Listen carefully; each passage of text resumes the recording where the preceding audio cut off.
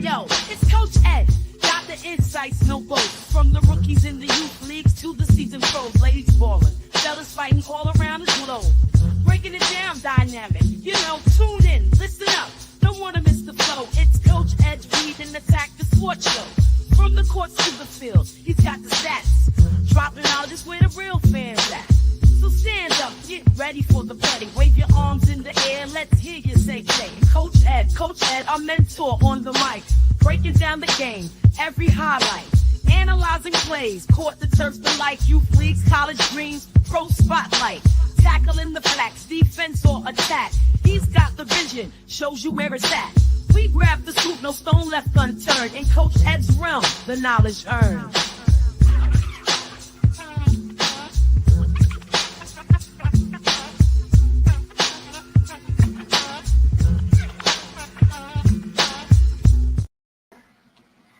Peace and blessings, everyone. It's Coach Ed. I'm bringing you another episode of Coach Ed's Read and Attack Sports Show live. So I'm really excited to be here today. Really appreciate everyone tuning in. Before I get into it, just let me know. Give me a thumbs up. Can you guys hear me? I know a couple of episodes to start. We've had technical issues, and I'm just making sure because I've gone through all my testing. Everything sounds good. Seems good. So, but just let me know if you guys can hear me in the chat. You know, just give me a thumbs up, whatever. Yeah, you can hear me.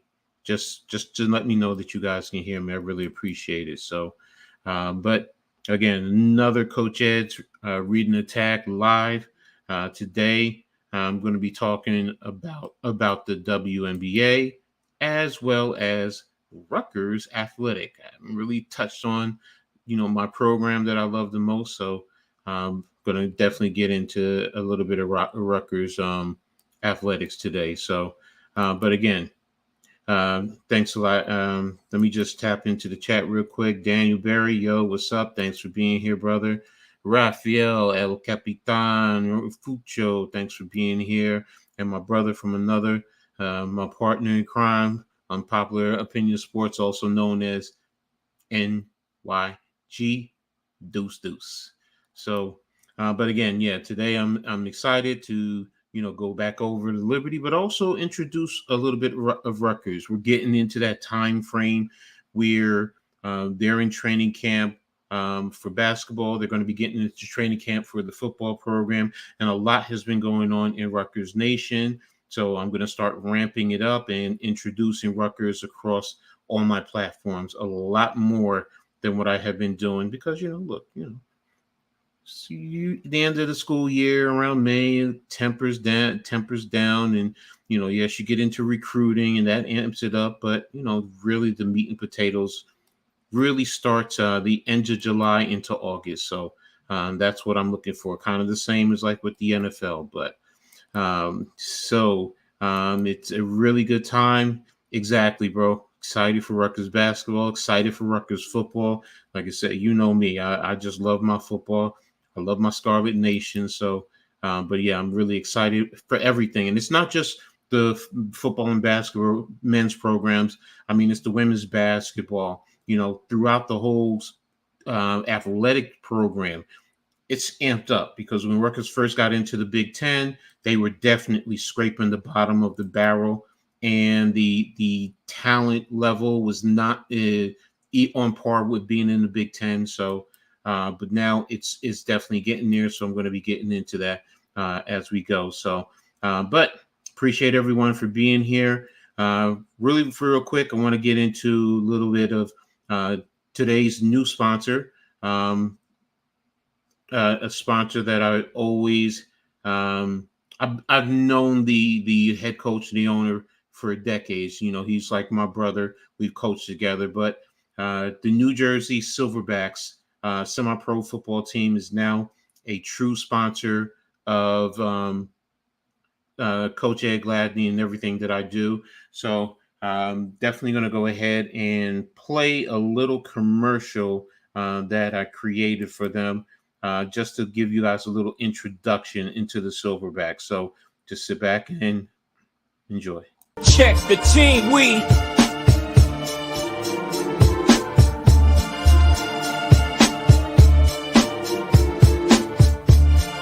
hit hard, grind tough. Silverbacks, yeah, we playing rough. Seasons changing, we don't bluff. 24's our year, say enough's enough. New Jersey reppin', we rise above. In that huddle, fighting is our love. Get down or lay down, push comes to shove. No fakes, no counterfeits, it's strength we show. Hustle on the field, opponents moving slow. See your four, we coming up, yeah, you know. Silverbacks in the game, we still a show. New Jersey pride, let our colors glow. Get down or lay down, this is how we roll.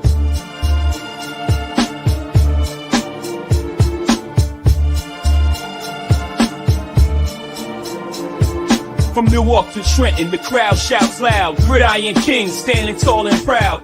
Training hard, every sweat drop counts. Blood, sweat, and tears, that what we about. Defensive lines a wall, offense storms like thunder. Silverbacks, baby, watch us break asunder. Eyes on the prize, Super Bowl ambition. Coach Ox got the vision, making no omissions. Each play we run sharp, no intermission. Taking over fields, every fan's addiction. Passionate roar, stadium's our domain. Every snap, every throw, we bring the pain. From Patterson to Camden, we're chasing that fame. In 2024, you gon' remember our name. 24, we coming up, yeah, you know. Silverbacks in the game, we steal a show. So that's the New Jersey Silverbacks, another sponsor. Last week, one of the shows was sponsored by Stitch by Training, and today it's the Silverback. So I appreciate all my sponsors and everyone that supports me. So yeah, I released it earlier today on out there on Twitter. So I also threw it on Facebook. They're basically that's where you can primarily find them. If you go to Facebook and just type in the New Jersey Silverbacks, they'll come up. And I introduced it on the head coach, Ken Oxladuna. That's my brother. Trust me. We've known each other for basically 30 plus years. So, even played a little minor league ball and owned the team in that commercial, the football team that's there. What's up, Alex, man? Thanks for tapping in. Really appreciate you. Hope, all's going well on your vacation, man. So looking forward to all the great info that you're going to be throwing out there. So, but just a little in that commercial, the little football action that you saw, that was actually part of our championship organization that we won. It was a dynasty team, and that was in a tournament that we were playing, a national tournament, because we were a league champion, and that was a league champion of one of the top programs in the area. They had been around for decades. When I tell you, at that time, Pudgy had that team around for close to 56 years. So they were a long withstanding program. They were a fixture in the area, and YGO loved this. They were based out of Brooklyn. So they played at Kings Bay. If you know where Kings Bay, I believe it's exit 9 off the belt. But yeah, they were a tough, formidable program. That was a tough game. It was controversial to us. So we feel we got robbed. So, we lost 17-12, and that team actually went on to win the national championship. So my brother loved when I put that in there. He was like, "Oh man, you threw that in." I was like, "Yeah, bro. First of all, that's the only little video clip I have of us. So, but it's bringing back good memories. So, but you'll be seeing more of that commercial as we go, and I'll be trying to continue to do more commercials. This is my effort to really amp my channel up, but also bring you a different side of the things that I know. So, and the people that I know. So, yeah, Brooklyn. Yeah, I know, bro. So, yeah, but that team was called the Brooklyn Mariners. Matter of fact, they were actually featured on ESPN back in, I think, 2013, 2014, because a lot of their players, even former players, they were involved in 9/11 because a lot of them were firemen.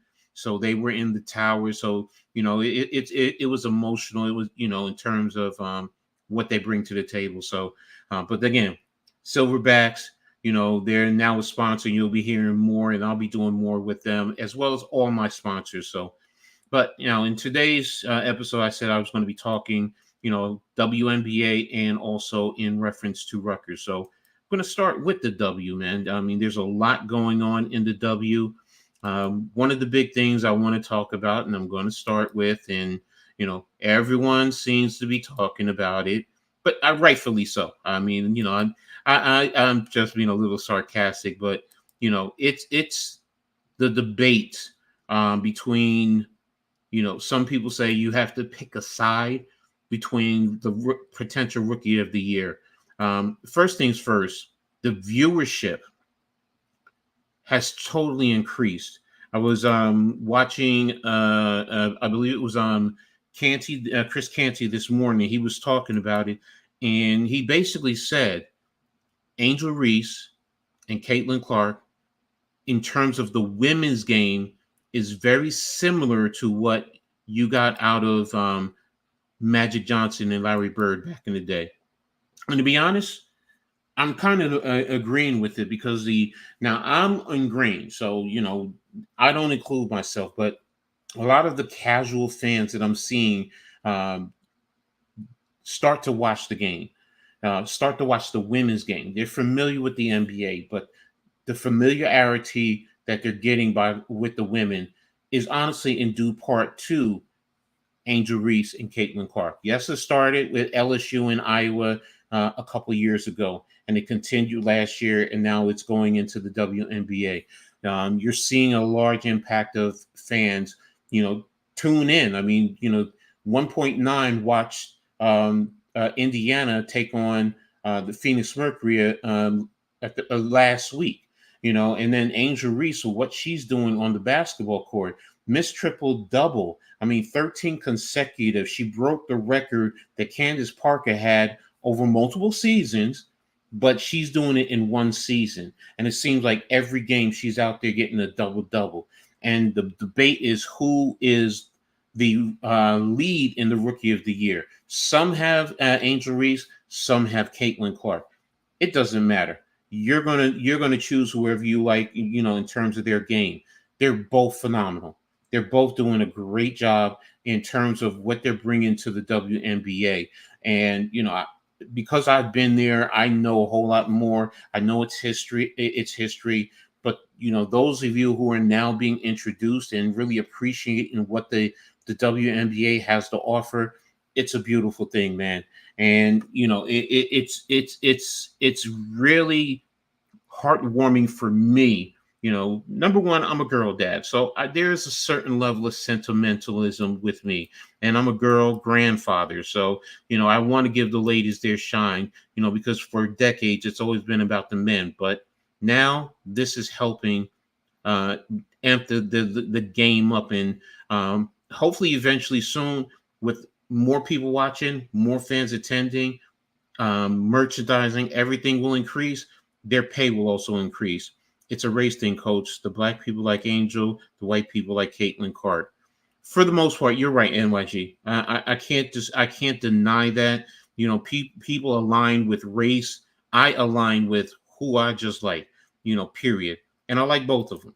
And you know what? The comparison. I mean, the debate, the race. It's just a beautiful thing. Yeah, the Bird Magic comp is based on yeah, I know. I get it. But back then also, don't forget, Bird and Magic had just played in the NCAA. Michigan State beat Indiana State, and then that transferred over into the NBA, which, really helped take the game up. Dynamic players, Magic with his flash and pizzazz, ended up going to Showtime out in LA, which was a perfect match. Bird went into, in a sense, blue collar Boston, coming from Indiana, which is, very conservative. And you went into Boston, even though it's a major city, there is a certain level of conservatism there. And plus his game was just immaculate. I mean, the way he could shoot that rock, man, I know everybody talks about Steph Curry, but to me, Bird was the originator of really shooting the basketball and putting it in the net. So, but yeah, going back to Angel Reese and Caitlin Clark, yeah, this race and this battle is intriguing. And like NYG said, I get it. People normally align with what they're comfortable with. And they go with what they're comfortable with and what they align with. And a lot of times, let's be honest, race is a big factor, So, but when I sit and I watch their game, Caitlin Clark, her game has really improved since the beginning of the season. One of the things that I like the most about the improvement in her game is the way she's incorporating Aaliyah Boston into what they're trying to do. As a team. I mean, they just beat my Liberty, man. The Liberty had the lead going into the fourth quarter, and Indiana came back and they won that game. They wanted it. And a lot of it dealt with Caitlin Clark. I mean, there was some crazy shots she was shooting throughout the game, but it was also, Aaliyah Boston. Aaliyah Boston is making her presence felt. And then you can't forget about Kelsey Mitchell. I mean, that girl is just truly dynamic. She's a great veteran, and the way that she's playing is phenomenal. And their Coach Sides, she's doing a good job in terms of getting the players to buy in, but learning how to utilize them and put them all in position to be successful, which is also going to help highlight what Caitlin Clark can do. I mean, she's the point guard. She has the ball in her hand most of the time. So, and she's going to get the ball to the right people. But Clark has been better again. Exactly. She's definitely gotten a lot better getting everyone involved. And she's also understanding, yes, she's going to get hers. But if you help your teammates get theirs, it's also going to make it easier for her because it's going to stress the defense.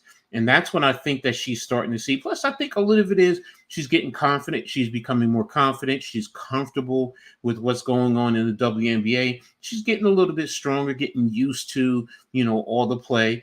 She doesn't seem as fatigued at one point, and that's just the rookie wall that every rookie goes through. So, and then when you go, she does never seem like she's tired, man.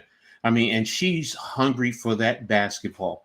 But the thing that I think really has helped her game even more that most people will not talk about is she's with the right coach. Teresa Weatherspoon is a phenomenal coach, but she will put the mentality of being a champion in your head. And she will help you elevate your game. And that's what you're seeing. And again, yes, there is other great players on that team. NYG's favorite player, Camila Cardoso, who's starting to get into getting used to being in the WNBA. But you have a lot of players over there in Chicago. Marina Mabry, she's a killer from the 3-point line. And then, Kennedy Carter. I mean, yes, we had the incident with her and Caitlin early in the season. But if you take that out and you just look at her game, man, I'm telling you, you're going to see a high-level basketball player in the WNBA. First and foremost, she's lightning fast. So she has that rock on the defensive end. She's literally on the offensive end in a second or two, man. I mean, she's leaving people behind. Sometimes she leaves her teammates, but she's leaving people behind and forcing the defense to create mismatches. So, but again, they're all fitting in perfectly with each other around Angel Reese, and it's a thing of beauty. And this race going down to the end of the season, to me, it's a two-women race. And it's just going to come down to the both of them. Yeah, your girl Cardoso, man. Leaf, what's up, man? Thanks for tapping in, man. So I really appreciate you tapping in. But yeah, and Leaf, you're doing a great job with all streaming all the games, man. I really appreciate it. Right now, we're talking about. Oh, I'm sorry, I took the banner down. My apologies to everyone. This is talking about the WNBA right now. So that's what the focus is. And right now I'm focused on the rookie race, the rookie of the year race. So, and again, it just depends on who you align with as a fan. But in the end, I think it's really going to come down to the last part of the season, and part of it also may be the playoffs. Right now, I believe Indiana is in the 8th spot. So, in their position to get in the playoffs, and that could also help, man. That can also help. I think Kelsey Mitchell might be my second favorite player right now. Yeah, I love her game, man. I mean, she's nasty. I love where she's going to down the left baseline, dribbling with her left hand, and she just scoops the ball and lays it up all in one motion. And she just keeping that offhand to keep the defender off. So, but Kelsey is definitely, and Indiana, they have all the right pieces. It's just continue to gel. I mean, last year with New York was the same thing, and this year, they right now, so it's tough after the loss, but New York has gelled, and everyone knows where they're going, and the rookies are fitting in, and that's what I'm seeing with Indiana. They're continuing to develop and grow as they go, and be familiar with each other. And the biggest thing I will always harp back with Indiana, from the beginning of the season, it's about Aaliyah Boston. She's the defending rookie of the year, number one. But number two, if you get her going and she's attacking the paint and she's dominating the paint, whether it's scoring, getting rebounds, forcing the defense to collapse, it opens up so much more for Clark on the outside with kickouts, to get the ball to Mitchell, who can attack and get a mismatch. I mean, they're role players. I mean, they are definitely a team to watch going forward, and not just this year. I'm not even talking about just this year. I'm talking about for the future. And this is beautiful for the game of the WNBA, man. I really appreciate it. So Indiana Fever chemistry is starting to grow. Exactly. It's definitely starting to grow, and it's something that you can appreciate, in terms of what you're seeing. So, and to be honest, that's the thing about the WNBA. Yes, some teams are in the lower echelon, but it could be it could change very quickly. So, and as long as these young players start to develop, it's going to be a beautiful thing. So, but yeah, in terms of the MVP race right now, I'm waiting. I'm honestly going to wait. Because there are times when I'm like Caitlin Clark, and there's times I'm with Angel Reese. I'll be honest with you. And I just said, you know what? I need to wait and let the season play out and see how things go from there. So, but yeah, it's a beautiful thing. It's a beautiful thing. And I'm looking at right now because they're talking about. I'm on Bleacher Report. You know what? I'll share with you guys. What Bleacher Report is talking about. Come on, invite. Oops, not invite. Sorry, guys. I'm just bringing up the screen so we all can take a look at it, and you guys can see exactly what I'm talking about. Bleacher Report. Where's Bleacher Report?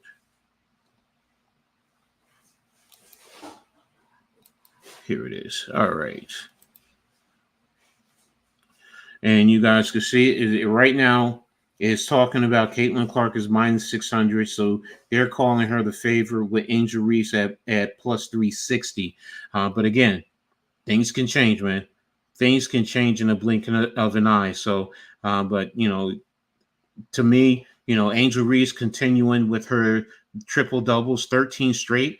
I mean, imagine if she could go out through the whole season and do that. That no one in the WNBA has ever done that. And Candace Parker did it over 2 seasons, and Angel just broke it with 13. So think about that. So Candace, who's an MVP, did 12 games over 2 seasons, and Angel Reese is doing it in 1 season. So, that's really impressive when you sit down and you go through and you think about things in terms of the WNBA. So let me stop sharing this one. All right. So, and I really appreciate their game. So let me get back into the chat real quick. The game yesterday between it was a bit weird. Why do you say that, Leaf? Why was it weird? Could we be seeing another New York versus? I mean, it's possible. It's possible. If New York is 1 and Indiana is 8, yeah. I'm noticing that coaches in W tripped themselves up in the second half again. Yeah, no, that's fair.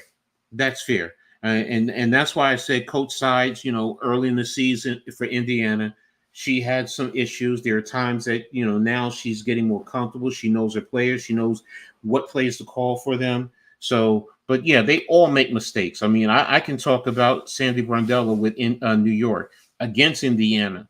I mean, there was some questionable call. I mean, they did some shots weren't hit, but it just seems like that game against Indiana wanted it more than New York, and I think they just felt like because they were games, they could come in and just easily walk over Indiana, and it wasn't that easy.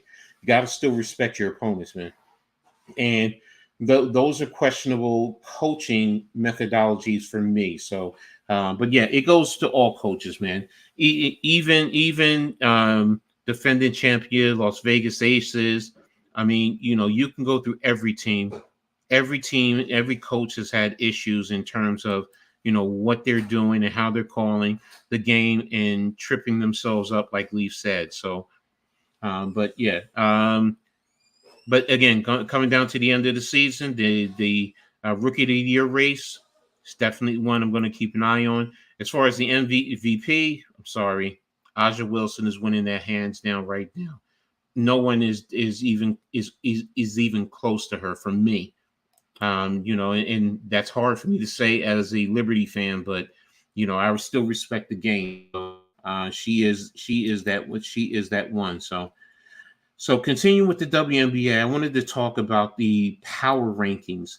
I've gone around and I took a look at a couple different sites, and most of them are all pretty much aligned. So what I'm going to do is just go over the bottom four real quick. It says the Dallas Wings are at 12, the Atlanta Dream are 11, the Washington Mystics are at 10, and the Los Angeles Sparks are at 9. I've seen one where the Sparks were at 11. So they all say that the Wings are at 12, last in the league. So, and I don't think that's a bad positioning. I think they're all right. Now I'm looking at CBS Sports power rankings right now. I think ESPN is pretty much the same way in terms of their rankings. So now going in at number 8, they have the Chicago Sky. At 7, the Mercury. At 6, the Fever. And again, these are power rankings. These are not standings. Number 5, the Seattle Storm, who have dropped a little bit. The number 4, the Lynx. Number 3, the Aces. Number 2, the Liberty. And number 1, the Connecticut Sun. Now, everyone has said the Connecticut Sun is number 1. And this is going week by week. This is not just seasonal. It's week by week. So there was a while the Liberty were at number 1. They've lost a few games, and that's why you see them dropping. Now, the big one is the Aces, and I've been saying it for a while. Las Vegas is going to make that climb because they got their point guard back. Chelsea Gray had been out at the start of the season, and with her being out, Las Vegas faced some challenges. Yes, they still have talent. Kelsey, Plum, she can still handle the point, but it's a different thing when you have Chelsea Gray out there, and it allows Plum to just float and attack and hit killer threes as well as attack the paint and also set up Aja at certain point in time. So let me see. Leaf said Aja might be the unanimous. No, I think so too. I don't think anyone is close. I will say Enrique down in Dallas. If Dallas wasn't at the bottom of the barrel, then she would probably be in consideration. So, but yeah, Aja to me is hands down the MVP right now. She has the lead far and away over anyone else. But getting back to the power rankings, right now I think they're about accurate. The Aces, have been working their way back, and they've just continued to win. The Lynx, because they lost to the Liberty, have a couple losses, which saw them drop from the 3rd spot, and the Storm, which you were in the 4th spot, they dropped, and that's because of the Aces. So, and again, it's you're going to see this, and this is what I was expecting, especially with the break coming up, the Olympic break and the All-Star break. I figured the second half, the Aces were going to make that run. I mean, they're a championship-tested team, and they're trying to do 3 in a row. That's big. So that's something that they want to put on their mantle and solidify themselves as a dynasty, as well as some of them their gold medal positioning. So, but yeah, uh, yeah. How many Kelseys are out there? Kelsey Plum, Mitchell Gray, Jason and Travis. All right, that's a good one. I didn't think about Jason and Travis. Yeah, the Kelseys are all out there. So Kelsey Plum can definitely have me though. I ain't gonna lie to you, but that's a different story. That's a different story. That's an old coach. That's an old coach being an old man. I get it. But I love it. But yeah, the power rankings, I kind of agree with it. Connecticut was 3-0 last week, so they deserve to get the top spot. And here's the thing. Here's the kicker. For all you WNBA fans, Wednesday, New York goes to Connecticut to play Connecticut. So that's a big game. Now, it's an 11 o'clock start, 11 a.m. start. And the WNBA does have 11 a.m. start game. So I'm trying to see if I can have the energy to stream the game, to do a watch along. But yeah, that's going to be a big game, and that's going to position the teams in. That's going to put the teams in position for 1 and 2. So is Connecticut going to solidify number one? Because right now New York has beaten them head to head. Or can New York say, you know what, we're going to get another win? Indiana is a spark, so we got to step our game up. It's going to be a great game. So I'm excited for it. So like I said, I'm trying to see if I have the energy to go out there and stream that game. So, but yeah, it's going to be an interesting game, an interesting week, and also because we're getting ready, is winding down towards the 20th. July 20th is when the USA national team takes on the WNBA All-Stars, and I believe the 15th or the 16th, which is next week, the season goes on a break. Because you have the preparation for the All-Star and then also the Olympics. So everything is going to take a pause in the WNBA, and then the focus is going to be on the women that are going to play in the Olympics. So, and hopefully they bring that gold home. So, but that's we'll talk about that at another time. So, but yeah, this week is going to be very interesting and exciting in reference to games, starting with Wednesday's matchup, like I said, where you have New York going to Connecticut. Tonight, you actually have Minnesota going to Los Angeles. That's a 10 o'clock start. And like I said, New York at Connecticut Wednesday. Washington at Indiana. That's a 12 o'clock start. It says on NBA TV. Atlanta at Chicago is at 12. Vegas is at Seattle. That's a 3 o'clock tip. And then Dallas at Phoenix at 3:30. So, and let's see what's going on for the 11th. On the 11th, you have Chicago coming to New York to play the Liberty and play in the Barclays Center. That's a 7 o'clock tip. Looks like it'll be on Amazon. So, and so that was on the 12th. Have a good night. And then you have Friday the 12th. You have Phoenix at Indiana, and these are all on Ion, 7:30 tip. Vegas at Atlanta, 7:30 tip, and Minnesota at Seattle at 10 o'clock. So, again, like I said, it's going to be a busy week as we prepare to get ready for the Olympics. So, let's see. And then Saturday, New York will be at Chicago, 1 o'clock tip on ABC, and then Los Angeles at Dallas at 3:30 on the CBS. So, but let me take a quick break. Let me get back into the chat. Nothing new in the chat. So, but yeah, that's what's going to be happening this week. A lot of games as we prepare to close out before we get to the All-Star stoppage. So let me just see. Is it the 17th? Oh no, you still have games going up until the 20th. It looks like. Okay, so all right. I thought they were stopping on the 16th. So, but yeah, that's in the W right now. If you guys have any questions, any thoughts, make sure you throw it in the chat. I definitely will go ahead and address it. And in terms of scoring, let me just give you leading scores. In the WNBA, I'm going to give you the top 5. No, I'll give you the top 10. Aja Wilson, 27 points a game.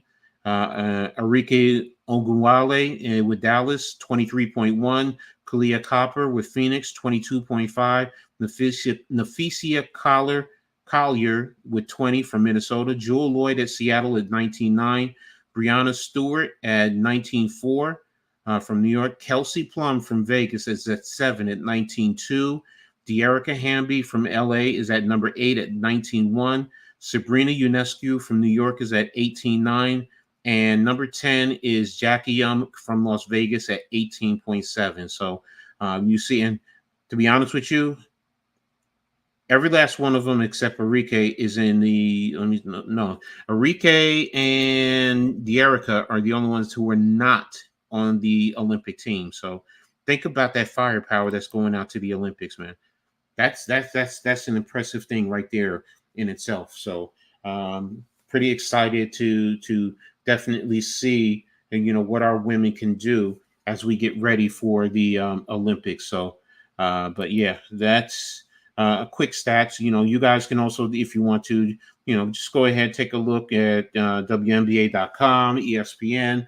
The stats are there. You can take a look at, anything else that you want to see, efficiency rating. It's all there, if you just want to dive in and take a look at that. So, but yeah, did I cover everything on the W? Yes, I did. That I wanted to.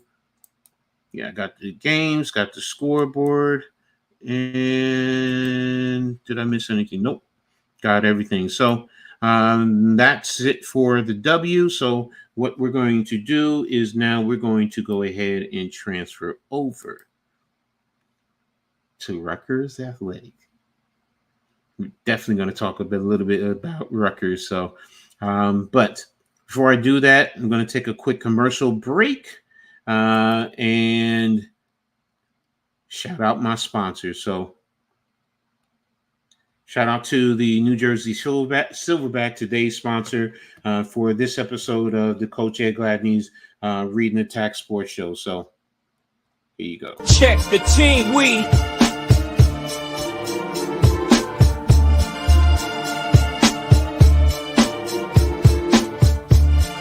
hit hard, grind tough, Silverbacks, yeah, we playing rough. Season's changing, we don't bluff. 24's our year, say enough's enough. New Jersey reppin', we rise above. In that huddle, fighting is our love. Get down or lay down, push comes to shove. No fakes, no counterfeits, it's strength we show. Hustle on the field, opponents moving slow. See your fall, we coming up, yeah, Silverbacks in the game, we still a show. New Jersey pride, let our colors glow. Get down or lay down, this is how we roll.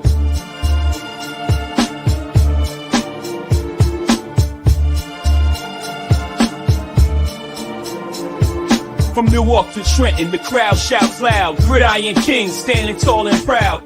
Training hard, every sweat drop counts. Blood, sweat, and tears, that what we about. Defensive line to wall, offense storms like thunder. Silverbacks, baby, watch us break asunder.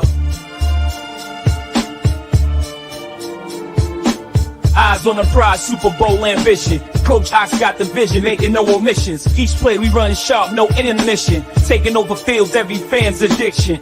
Passionate raw, stadiums our domain. Every snap, every throw, we bring the pain. From Patterson to Camden, we're chasing that fame. In 2024, you gon' remember our name.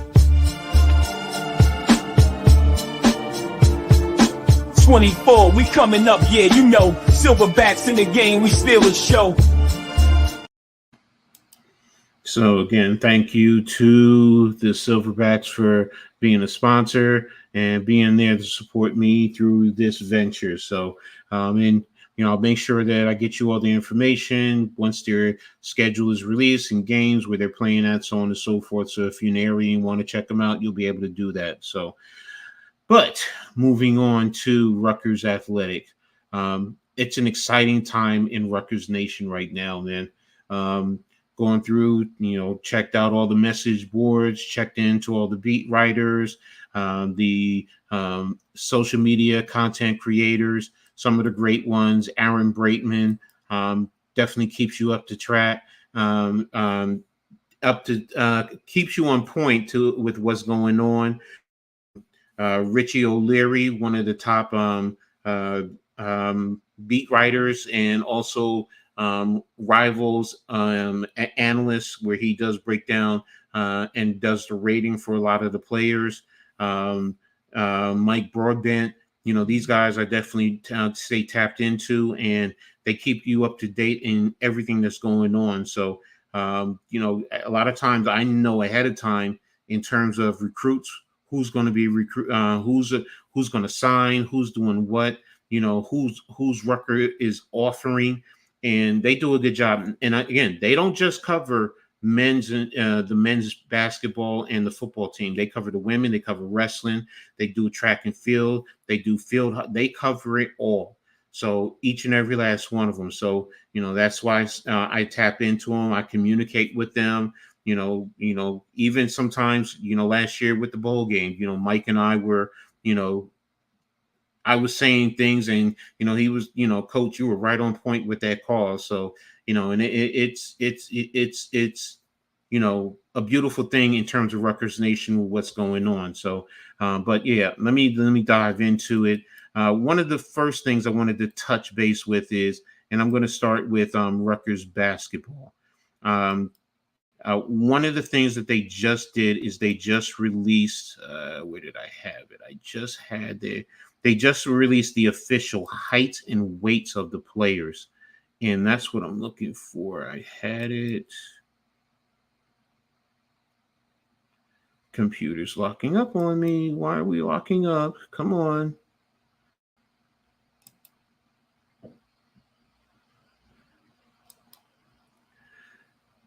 The reason why I wanted to talk about that is the official heights that they listed for Ace Bailey and Dylan Harper. And it surprised me.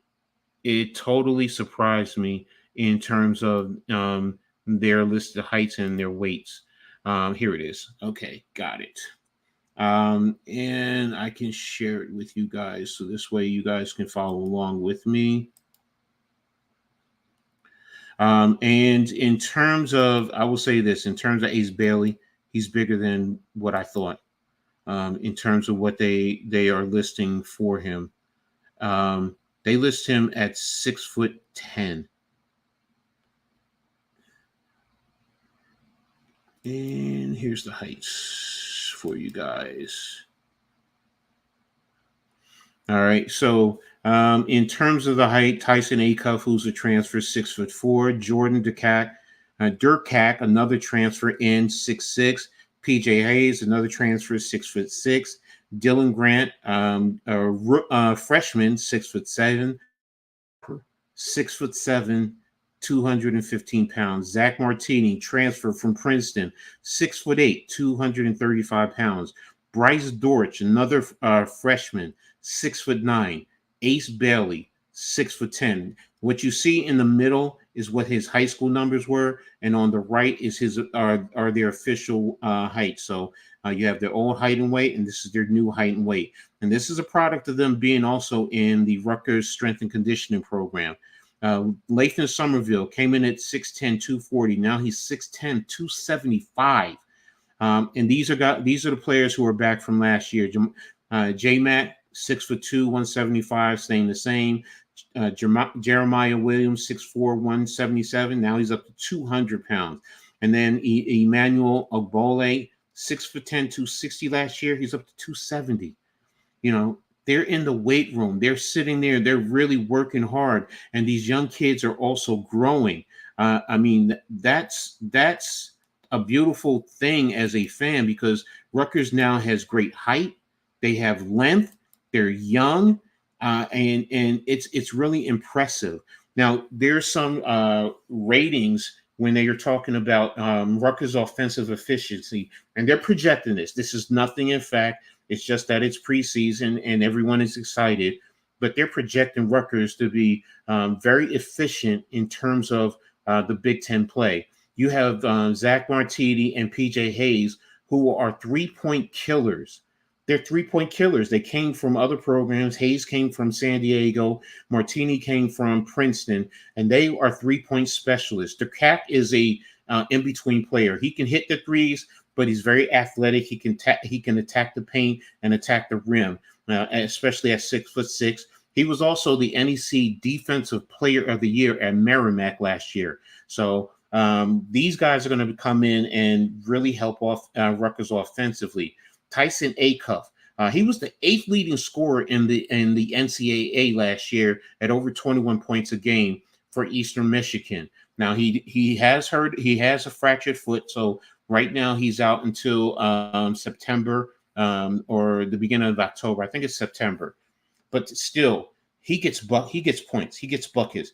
His efficiency has to improve, yes, but he gets buckets. Durkak, one of the things he has to work on is his turnovers. But if he can control that, he's going to be a player that's going to be very surprising. And it wouldn't be surprising if Rutgers ended up with 4 or 5 guys who are averaging double digits. Now, there is a rating for Torvik. Torvik has Rutgers ranked in the top 3 in the Big Ten for next year. And that right there is very impressive. Top 3. And then in the country, they have them in the top 30. I think they have them at 31, I believe it is. So, and that's why a lot of Rutgers fans are excited. You have Ace Bailey and Dylan Harper right now. They're going to be one and done. And this is something Rutgers has never had before in program history. You've never had kids who, were one and done and had that type of talent. And the level of excitement in Rutgers Nation hasn't been this high since the last time they went to the Final Four in 1976. So think about that. In 1976, the level of excitement was about as high as it is right now. So Rutgers needs to basically go out there and they need to produce. And Torvik is basically, to NYG's question, actually they're projecting them to be somewhere around 20 and 11. Me personally, I think they're probably about that, somewhere in the 20 to 22, 23-ish in terms of wins. And the Big Ten also is not as, I don't want to say it's not as deep in terms of teams per se, because it has 18 teams, but what I mean by that is expected to get into the NCAAs. Normally, with the Big Ten, you'll probably see in the past, you probably would have seen 10, anywhere from 9 to 11 teams get into NCAAs. This year, I think it wouldn't surprise me if it's anywhere from 6 to maybe 8 that can get into the NCAAs. But again, that's just a projection right now. I need to see on the basketball court what's happening. I definitely, with the new teams coming in, I do definitely expect UCLA and maybe Oregon, USC, with several kids graduate or moving on to the NBA, and Washington had quite a few kids graduate. So I'm not expecting them to really push the top of the league, but the Indiana, the Iowa, the Wisconsin, the Illinois, yes, I'm expecting Purdue, with Rutgers, yes, I'm expecting them.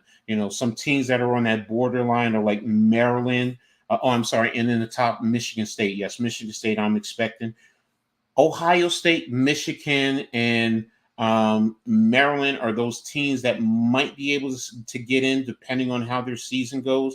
But, right now, that's way down the line, and again, this is just a projection in my thought right now. Nothing in fact. I'm just looking at, what players have left, what do they have coming in, how they're ranked, to come to this conclusion. So in the end, injuries are going to play a factor in the long run with all teams across the country, and how you play in your conference. Also, it's the preseason conference. What type of schedule do you have? Like Rutgers has some tough teams that they're going to be playing. They're definitely playing Alabama this year. One of the reasons why Cliff Omoruyi, who was on Rutgers last year, left, and he's down at Alabama right now. So, and they're playing them in a preseason tournament. So, and Alabama was one of the top teams in the country last year. So, but that's good because with the ratings and getting into the NCAAs, the rating format, KenPom, they definitely look at who you play, especially early in the season. That's a big factor. In the past, Rutgers has played a lot of teams that were mid to lower, and Rutgers is now stepping their game up, and that's going to help them, especially when you have talent like that you have coming in. You want to see where you measure up. Also one of the things that Rutgers, because I was questioning the defensive abilities, because Rutgers has always been a top defensive team, and I want to see the talent, but I keep messing up their name. Let me get it again. Torvik has them rated as one of the top teams in the country defensively. So what the Rutgers finished 11-15, I believe it was last year overall. They didn't make the NCAAs or anything like that, and I think they went out in the second round of the Big Ten tournament. So they had a lot of turnover prior to that. So, and even this year, you have 3 players coming back from last year. Think about that. And then everyone else either graduated or they transferred out. But they transferred out because Rutgers knew that they were going to have better talent coming in. So, but yeah, that's the excitement in terms of the basketball team. And I can't wait. I really can't wait, between football and basketball. And I want to see what my women are doing. They're doing a good job in recruiting, bringing in some decent talent. They got a 5-star point guard, Kiyomi Miller. I'm telling you guys right now, if you have a chance, Google Kiyomi Miller. It's Kiyomi. I believe that's how her name is. But if you Google her, and watch her video, man, you will be amazed, and you'll see why she's a 5-star talent. And she decided, because she's from Jersey, she decided to stay home. Rutgers definitely has some talent. Was definitely talking about that a little bit earlier. Came in at 6'9". Now he's listed at 6'10". So from 11 to 23 is a huge jump. Yeah, it's a huge jump, but it's not unheard of in college basketball, bro. You know that. It can be done. Some of it is the league that you're in, the conference that you're in, and also the talent, man. Rutgers has recruited. Remember, they have one of the top recruiting teams, and that's just with Ace Bailey, Dylan Harper, Lathan Somerville, Brian, and this is just the freshmen. I'm not even talking about the transfers. They have some good transfers that are coming in. So it's just, can they mesh together? And right now they've been working out, and everything has been extremely positive, other than Dylan Harper, with his knee surgery that he had to get himself ready for the season, and Tyson Acuff, fracturing his foot. But everyone else is there. They're meshing. They're developing a level of continuity. Everything. If you go look at Rutgers men's basketball, the highlight clips, you'll see Ace Bailey out there just flying around, dunking all over the place. You'll see Lathan Somerville, for a big man, his moves and the way he plays down in the low post. As far as Rutgers' future, also that young core right there, even when Ace and Dylan leave, it's going to be a great foundation, and it's going to be a good thing. And then Rutgers is also already knocking on the door of a couple of 5-star recruits for next year. So because of Ace and Dylan, it's opened the door for a lot of other kids. And because they know what Coach Pikiell can do, and how he can help improve your game, it's a good thing in terms of Rutgers basketball for the future. Yeah, you're right. Coaching and chemistry will be key, but they definitely have time. Yes. And that's the factor. I will say this: Dylan and Ace have already played together. They're familiar with each other. Ace Bailey and Jermichael Davis were high school teammates, so they're familiar with each other. And Dortch has played against both Ace and Dylan in different tournaments. So again, these guys know each other, but yeah, they still have to continue to work on the chemistry, the familiarity, and I think it's going to be a good thing going forward when they do. If Agbali, he's the key for me. If he can truly develop, because he's a 6'10" big body guy that came from a junior college, and he was getting acclimated to the Big Ten. Now he has to take the starting role at 6'10". If you saw this man, He looks like legitimately. He looks like a silverback. The way he's built, his arms, his shoulders. He looks He looks like he's nothing but all muscle. But he has to develop the game. You can look like that, and that's the key. Even if he's a defensive protector in the paint and he can get rebounds, that's all I need him to do. And then just simple. If he can give me 8 rebounds a game and give me 5 points, I'm good. Because I can trust everyone else to do what they need to do, So, and again, that's the excitement in terms of Rutgers basketball. Let me touch on Rutgers football just real quickly. Rutgers has been doing a good job too in terms of recruiting and the expectations with Rutgers. Just recently, I believe it was it this past weekend? I believe it was this past weekend. Rutgers secured a recruit from New Jersey who they actually took away from, where is it? It was Mississippi State, Clemson. So I'm trying to do it off the top of my head until I find the article. And he's a 4-star recruit. Is this it? Yeah, here it is. Kamar Archie. He's a 4-star recruit. He played at the Hun High School in New Jersey, which is a prep school. But Rutgers has been recruiting him since his freshman year when he was in Ewing, New Jersey. So that area is starting to develop in terms of talent. Rutgers actually secured him. And like I said, he was being recruited by the likes of he had scholarship offers from Alabama, Florida, Georgia, Miami of Florida, Michigan State, Notre Dame, Oklahoma, Penn State, Texas A&M, South Carolina, Tennessee, USC, Washington, and Wisconsin. Oh, and I forgot Clemson and Michigan. So think about that. Rutgers is securing that type of talent. And this is another 4-star recruit. They haven't gotten the 5 stars yet, but these are top 4-level 4-star recruits. And they're all from New Jersey. And right now, Rutgers has been putting a lock on the top talent in New Jersey. Some are slipping out, but most of the others are not. They're staying home, and they're recruiting each other. They also recruited the week before a 3-star, low 4-star quarterback from Pennsylvania for the 26 class who's already committed. He's the first commit for that class, and he's already starting to work on recruiting.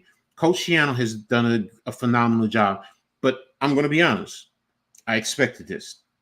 He did this his first time when he was here. By year 4 is when they went to the bowl game and things started to change. So the projections are also because this year with their schedule, no Penn State, no Ohio State, no Michigan, no top teams like that and no Oregon. They don't have those programs that are on their roster. Now, yes, they have to go to USC for a Friday night game. They have UCLA coming to them. They have Wisconsin coming to them. So it's not like they don't have any talented teams to play and top-level teams in the conference. They do, but with the recruiting that they're doing, the energy that's behind it, Rutgers is doing a good job in recruiting up and down the East Coast, Florida, Georgia. They've gotten kids from North Carolina, Maryland, Pennsylvania, New Jersey, New York, Ohio, Michigan. These are football hotbeds, and they're doing a good job in recruiting them. And these kids are not just coming here they're not coming here on NIL purposes. They're coming here because they want to play for Coach Schiano. They see what he's done. He sees that he can get you to the NFL, as well as the academics that they're going to end away walking away with. Because if you get a degree from Rutgers, you're part of a great network across the country. I'm telling you from experience, there's a big network, alumni network that's out there that most people don't know about. But there really is. And think about this. You're right at the doorstep of New York City, with all the opportunities that you can get from being in the New York City area.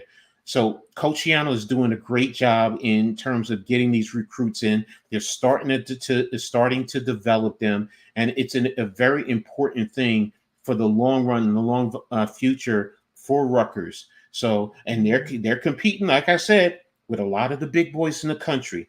They're competing with the number 1 recruiter in the country in Coach Fran Brown, who's the head coach up at Syracuse. He was the number one recruiter down in Georgia, and he's done a good job up there. And Rutgers is basically showing him you can't take with players in this area. You can get those, bottom 4 stars, 3 stars, but Rutgers is going to clean up first, and then you're going to come in right behind them, which I love to see. I want to see Syracuse do well for the region, but not over my Scarlet Knights. And Coach Schiano has done it before, and the expectation is he's going to continue to do it again. And I do expect that, man.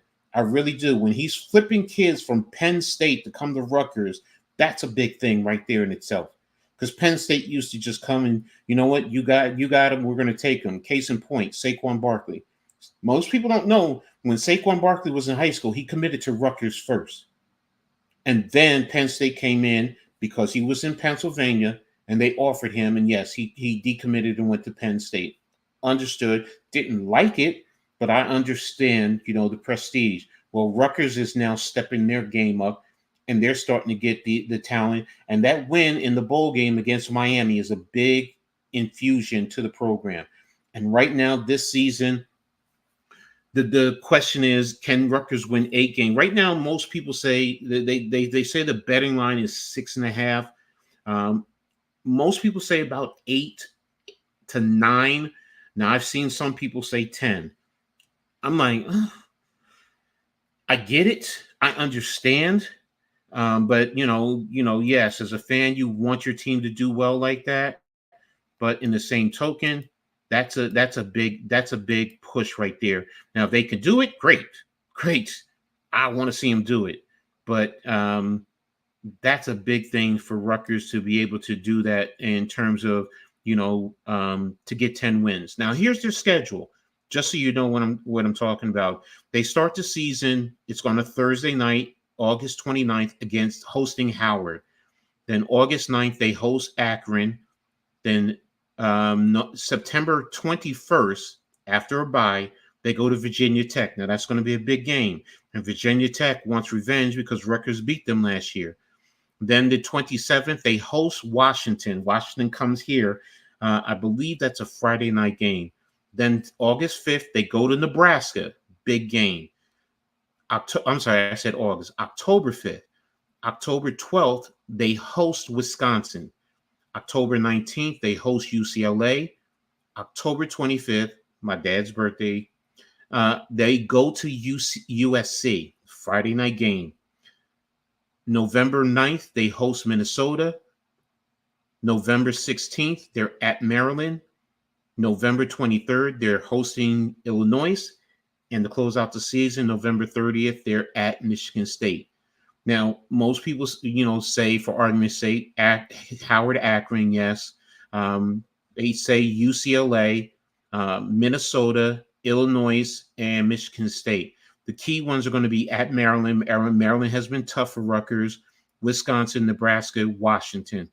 Those are the key ones right there. So, but if Rutgers can come out of that with about 8 wins, they're definitely headed in the right direction in the long run. And I think they can. I definitely think they can get 8 games. Now, if they start out 3-0, they're definitely in a good position. Definitely in a good position for the long run. Virginia Tech is always a tough game when they play. Yes, it is. That Blacksburg environment is definitely tough. So, and that's why I say that, and their quarterback there, he definitely gave Rutgers a little bit of problem last year. So, but yeah, and they definitely have a tough team. So, it's not going to be easy cakewalk. But one of the things that helps Rutgers is having Athan Kaliakmanis. Gavin Wimsatt transferred out. He was the starting quarterback last year, but he was more of a running quarterback. Kaliakmanis is an upgrade over him in terms of passing. So, that's a step up. Now, he's not as athletic, but he's athletic enough that you can run a quarterback read. You can do certain things that, you want to do. But in terms of his passing, he's going to be a lot more accurate than Gavin definitely was. So that can help. And then the receivers that they brought in through transfers, that's going to be the question right there, how they acclimate. Kyron Drones and Protection Run is going to be top 10 this season. Book it. Coach, I understand. Yes, they are. Now, this is the one thing. If you're talking that they're going to use the running game, that's to Rutgers' advantage. Remember, Rutgers has a tough defense. They definitely do. They have all their starting linebackers back. Now, the defensive line, they still have some young studs who were coming back from last year. They lost a couple of veterans. They brought in the kid from Virginia Tech. From Florida State. I'm sorry. He started alongside Western McCullough, who was drafted last year. This past year. So, but yeah, they definitely have some talent on the defensive line, also off the edges. The cornerbacks, losing losing Max was a tough one, but you have some good cornerbacks there, and their safeties are definitely top notch. So if you're going to run the game, you're going to run the ball against Rutgers. That might also play into their hands. Now, you got to be balanced. You got to keep Rutgers off. You got to, pass the ball so that way Rutgers plays off. Because one of the things that they do play zone, and they do play their cornerbacks off from time to time. They'll press them, but a lot of times they're playing off and forcing them to read what's going on.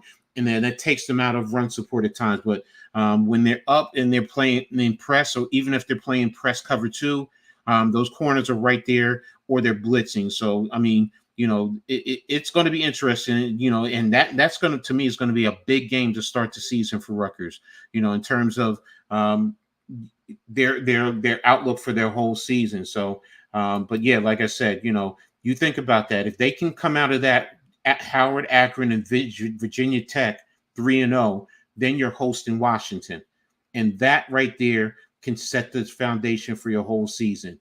Because if they're 3-0, no major injuries, and then you can get Washington in Big Ten play, setting you up to go to Nebraska, and you're going there at 4-0.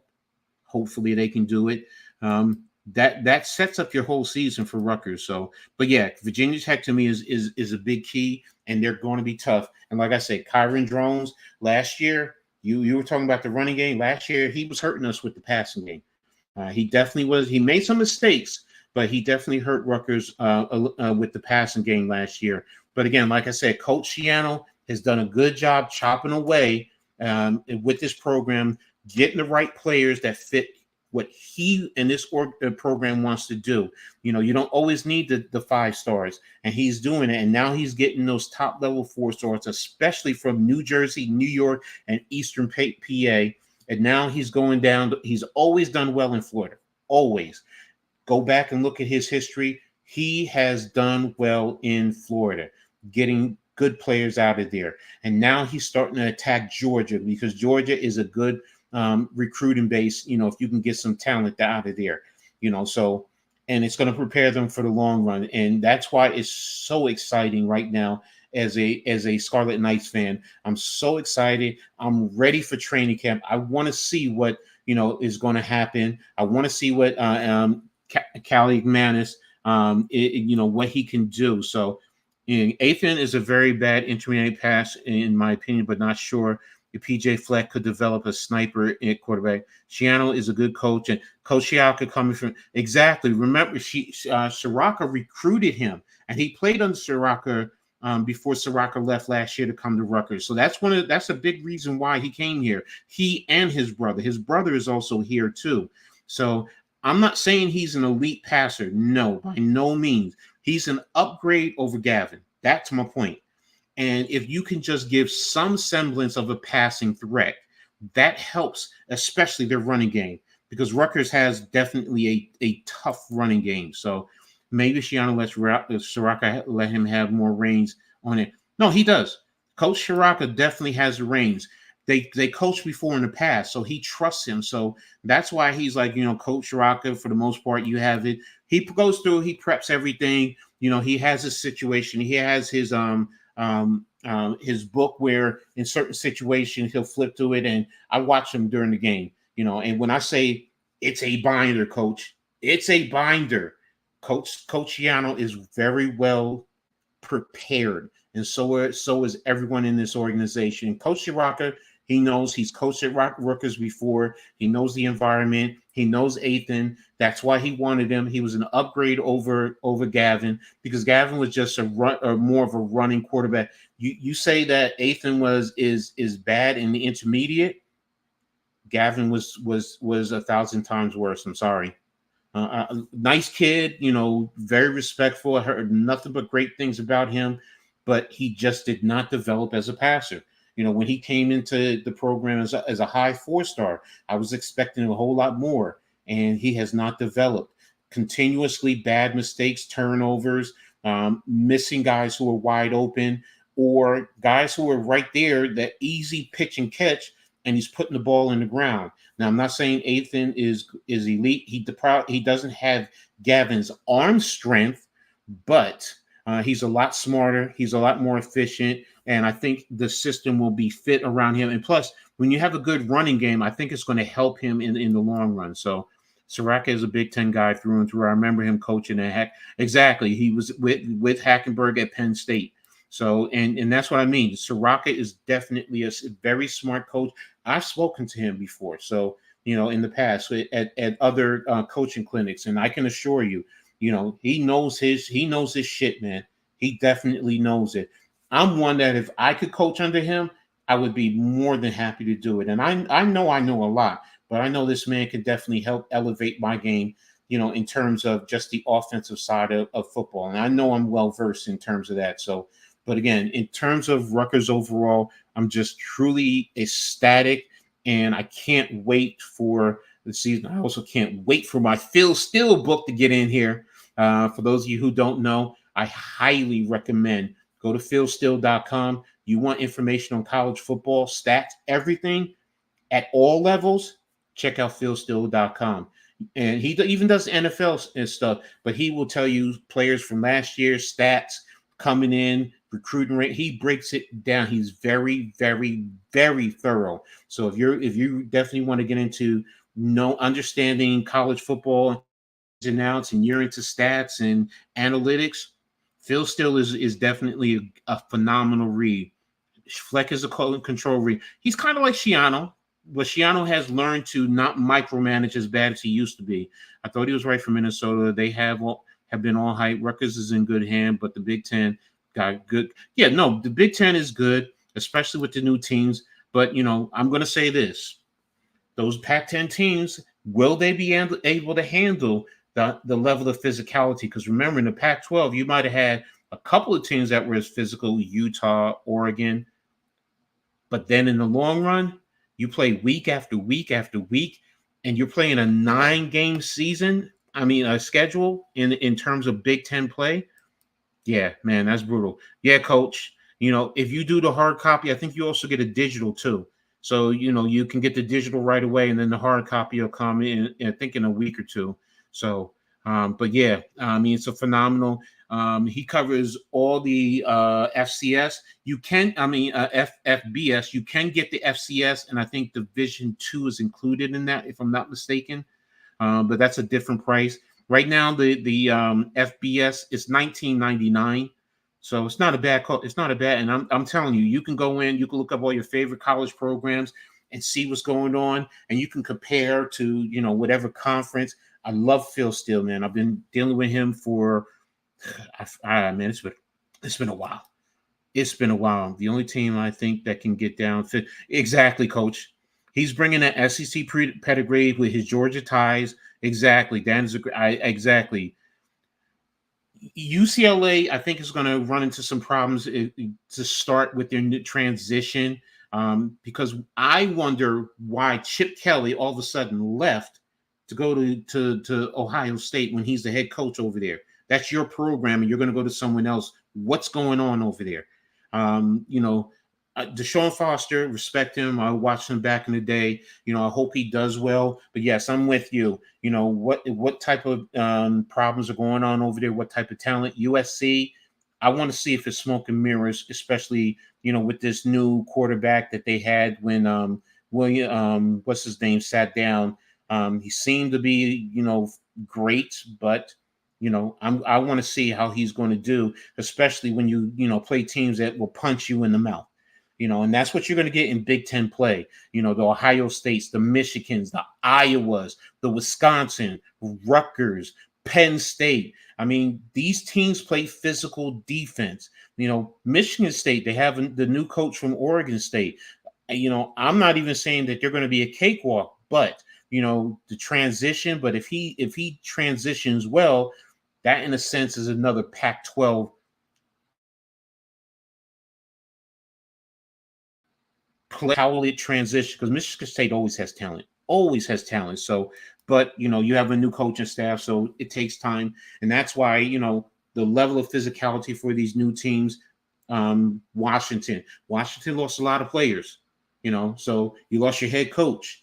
So it's a lot going on there. Now, I'm not saying they don't have talent.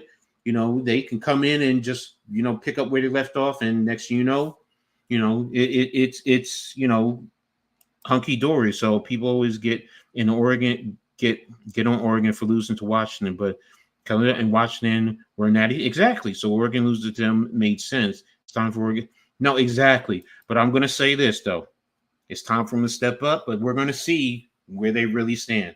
Because you're in the Big Ten, and it's not playing the Pac-12 where, you're playing Cal and Stanford on a consistent basis.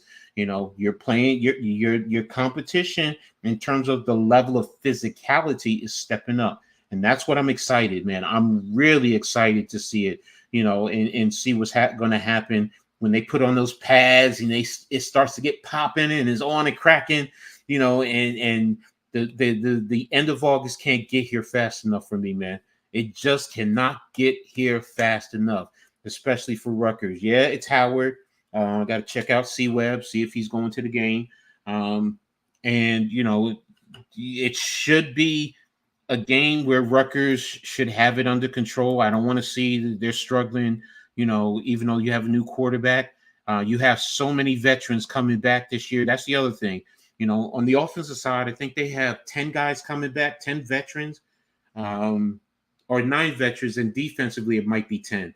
So, and that's the other thing. So, it's they have so many players coming back. That's why another reason why it's time to be excited for Rutgers. With their play. So, like I said, they should get through their first 2. I want it to be honest with you. Hopefully both of those games are over with by halftime, and that you're taking the young guys and letting them play and develop. So that way you can be ready and you have a bye going into preparing for Virginia Tech, because to me, that's going to be the whole season. Now I think it's going to be a close game between the two teams, and it would not surprise me if it came down to who has the ball last. And it wouldn't even surprise me if it's a defensive type of a game. Like NYG said earlier, that environment in Blacksburg. As a former Big East fan, I know firsthand, man. But Rutgers and Virginia Tech, they have those moments. I still remember in 92, 93, Rutgers ended up winning at the last second. Right at the last play of the game, Rutgers won on a touchdown pass. So I go back, like I said, I go back to the 80s with Rutgers. So I'm looking forward to this season, and they're stepping up, and they're respected. The whole program is being respected. No one is saying, oh, they're a trash team. Now, those who don't know are still saying Rutgers doesn't belong in the Big Ten. No, Rutgers belongs in the Big Ten. You people just don't know sports, period. Rutgers program is a Big Ten program. Now, I'm not saying they're an elite program, but they are definitely a Big Ten. They're more of a middle of the pack program. And if the football program steps it up and they can walk away with, 9 wins, 8 wins, that sets a great foundation for the future, because it opens the door for other kids that want to be here, and transfer kids are going to want to come running in here, especially if you can help kids. And you have kids that are going to be going to the show next year. I'm telling you right now, Holland Pierce, look him up. Kid busted his butt to get where he is as far as an offensive tackle. He's probably going to be a right tackle in the NFL. But when he got to Rutgers, 6'9", 6'10", 400 pounds. And now he's down to, well, they list him at around 330, but I think he's around 350, but he's still a good player.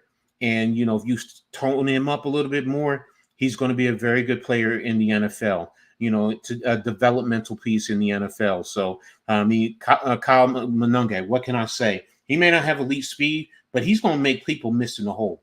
He's going to make a miss in the hole. Too many times guys have had him dead to right, and here he is sneaking out because he made a player miss. You know, our linebackers, edge guys, you know, Torre, I mean, you know, both our cornerbacks, you know, and Flip Dixon, our safety. I mean, you know, I'm forgetting what's called the other safety from Union, New Jersey. I mean, North New Jersey. These kids are primed and ready, and they're set to go to the next show. And if Rutgers comes out of here with 8-9 wins, that's going to draw more kids and more people to the organization. It's also going to draw more sponsors and more financial support. So this is why I'm so excited about Rutgers and what's happening. It's good for this region. It makes kids who say they want to play in a big-time program. You're playing in the Big Ten. No disrespect to Syracuse, but you don't know what's going to happen in the ACC.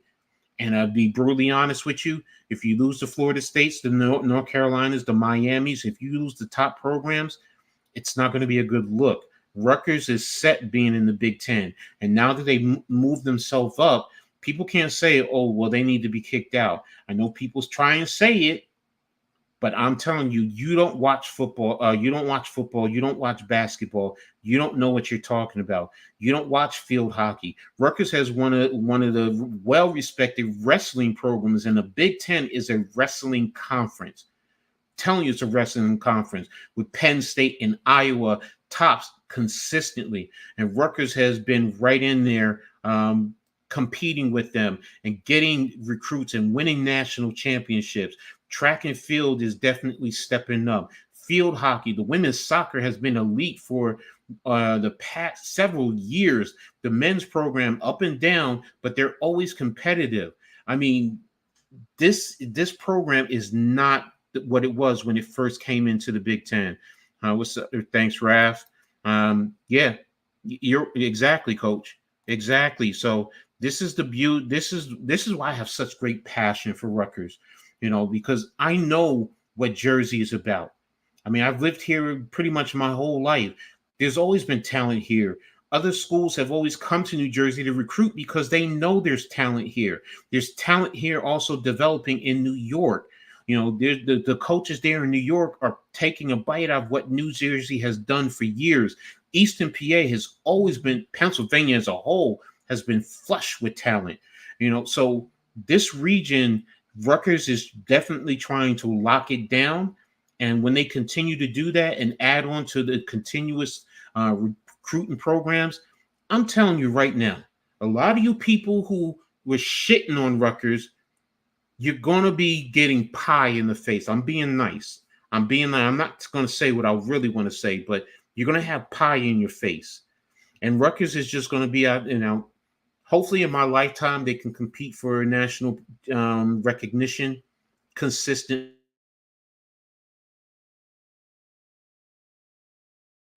In my life, I'll take it one time if we can just up there, you know. And now with the new 12 team playoff, you know, you can get in if you're in a good conference with 3 losses.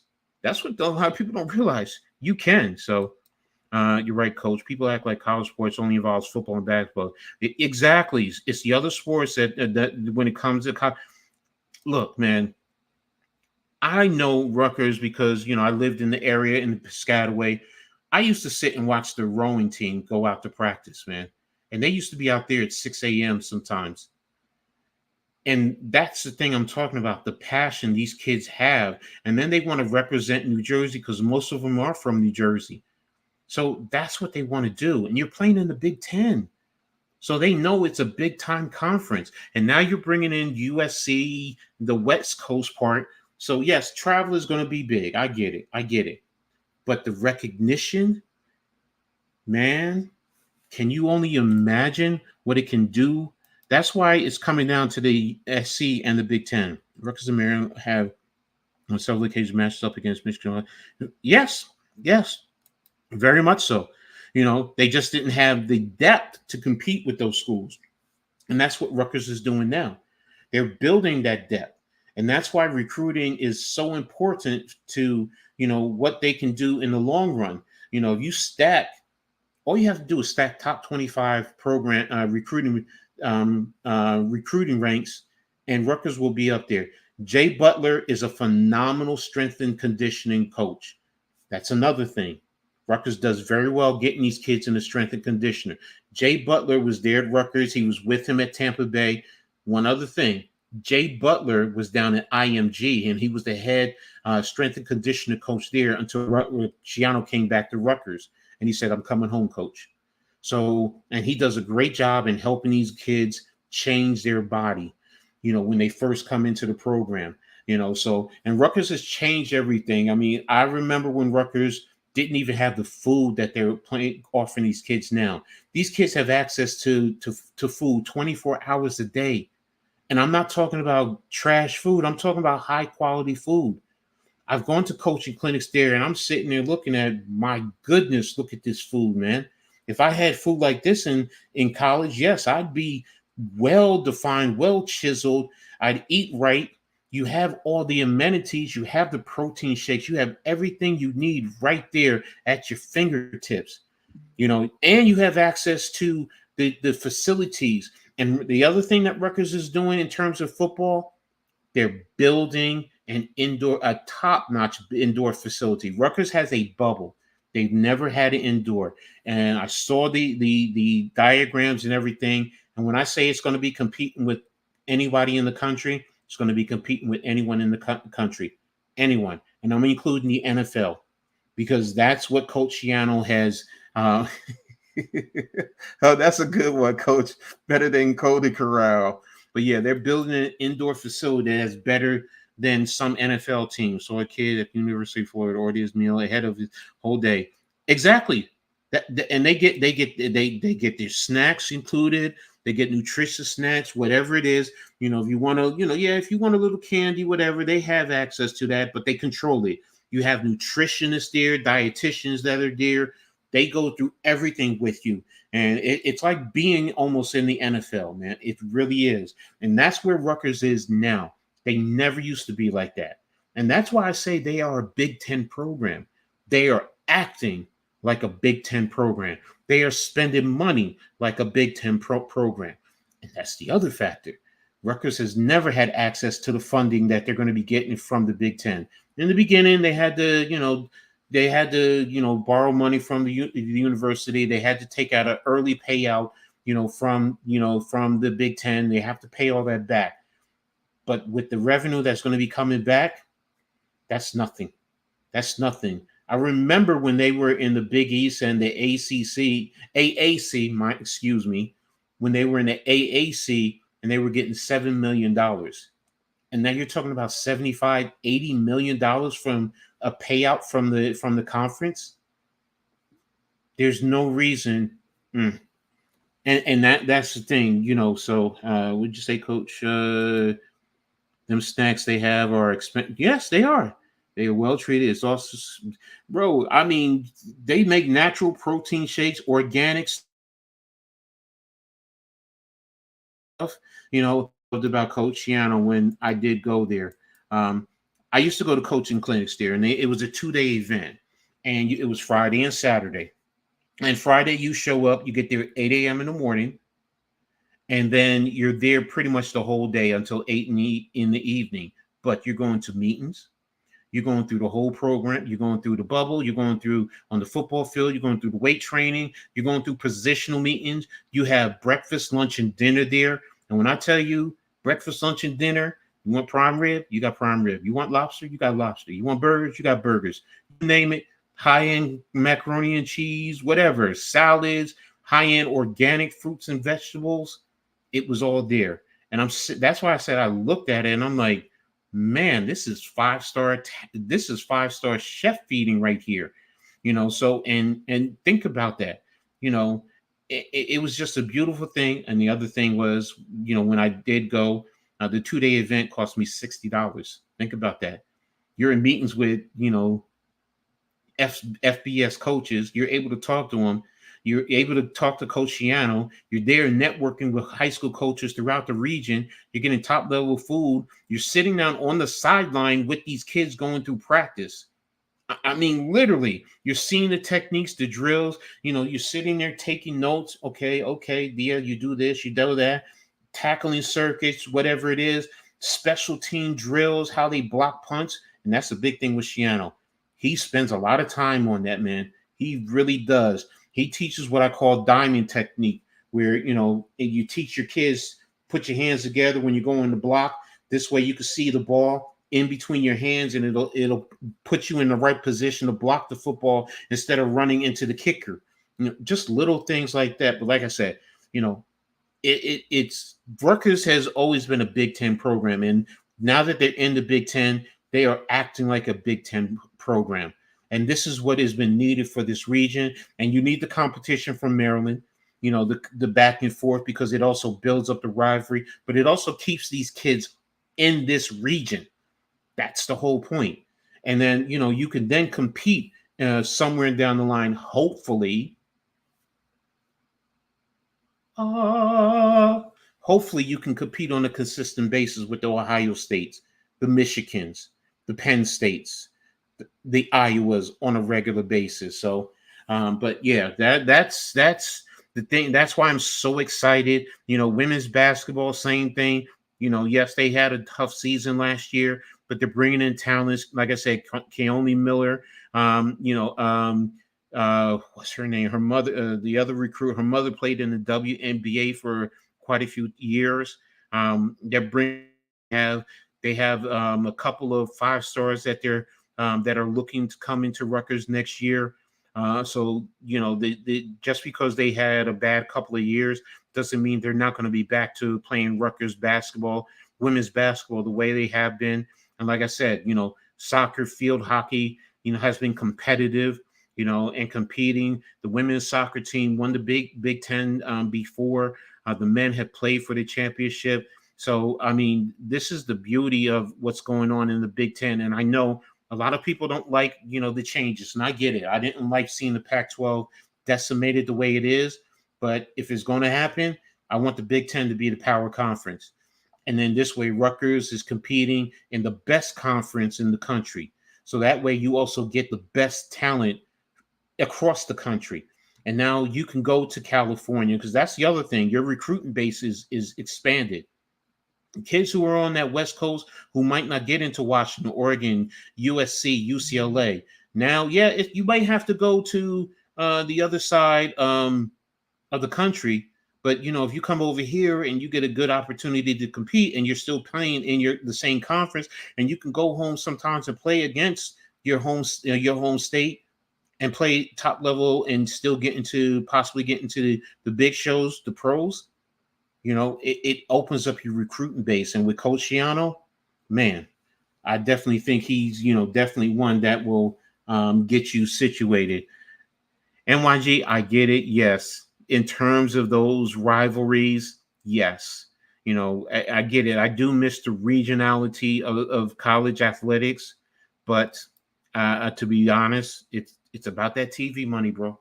It's about that TV money, and that's what it is. But yeah, you miss those days. You miss from a fan perspective, just a fan. You miss those rivalries. I miss Rutgers and Syracuse, and Rutgers and St. John's is playing in the Big East, and Georgetown. Every year, not just every once in a while. I mean, every year. And you have New York, New Jersey debates. Who plays better basketball, New York and New Jersey, things of that nature. Yeah, I miss that too. But you know what? The price of business is what it is. And that's the thing. TV money, everyone turning on their TVs, they want to see high quality sports events, whether it's football or basketball. And that's why I want Rutgers to be there. So what'd you say? FSU just got granted the ESPN from the court. So Are you serious? Coach, are you serious? Whoa. Whoa. If that's true, man, that opens up. Oh my goodness. FSU. I'm trying to look for it now, Coach.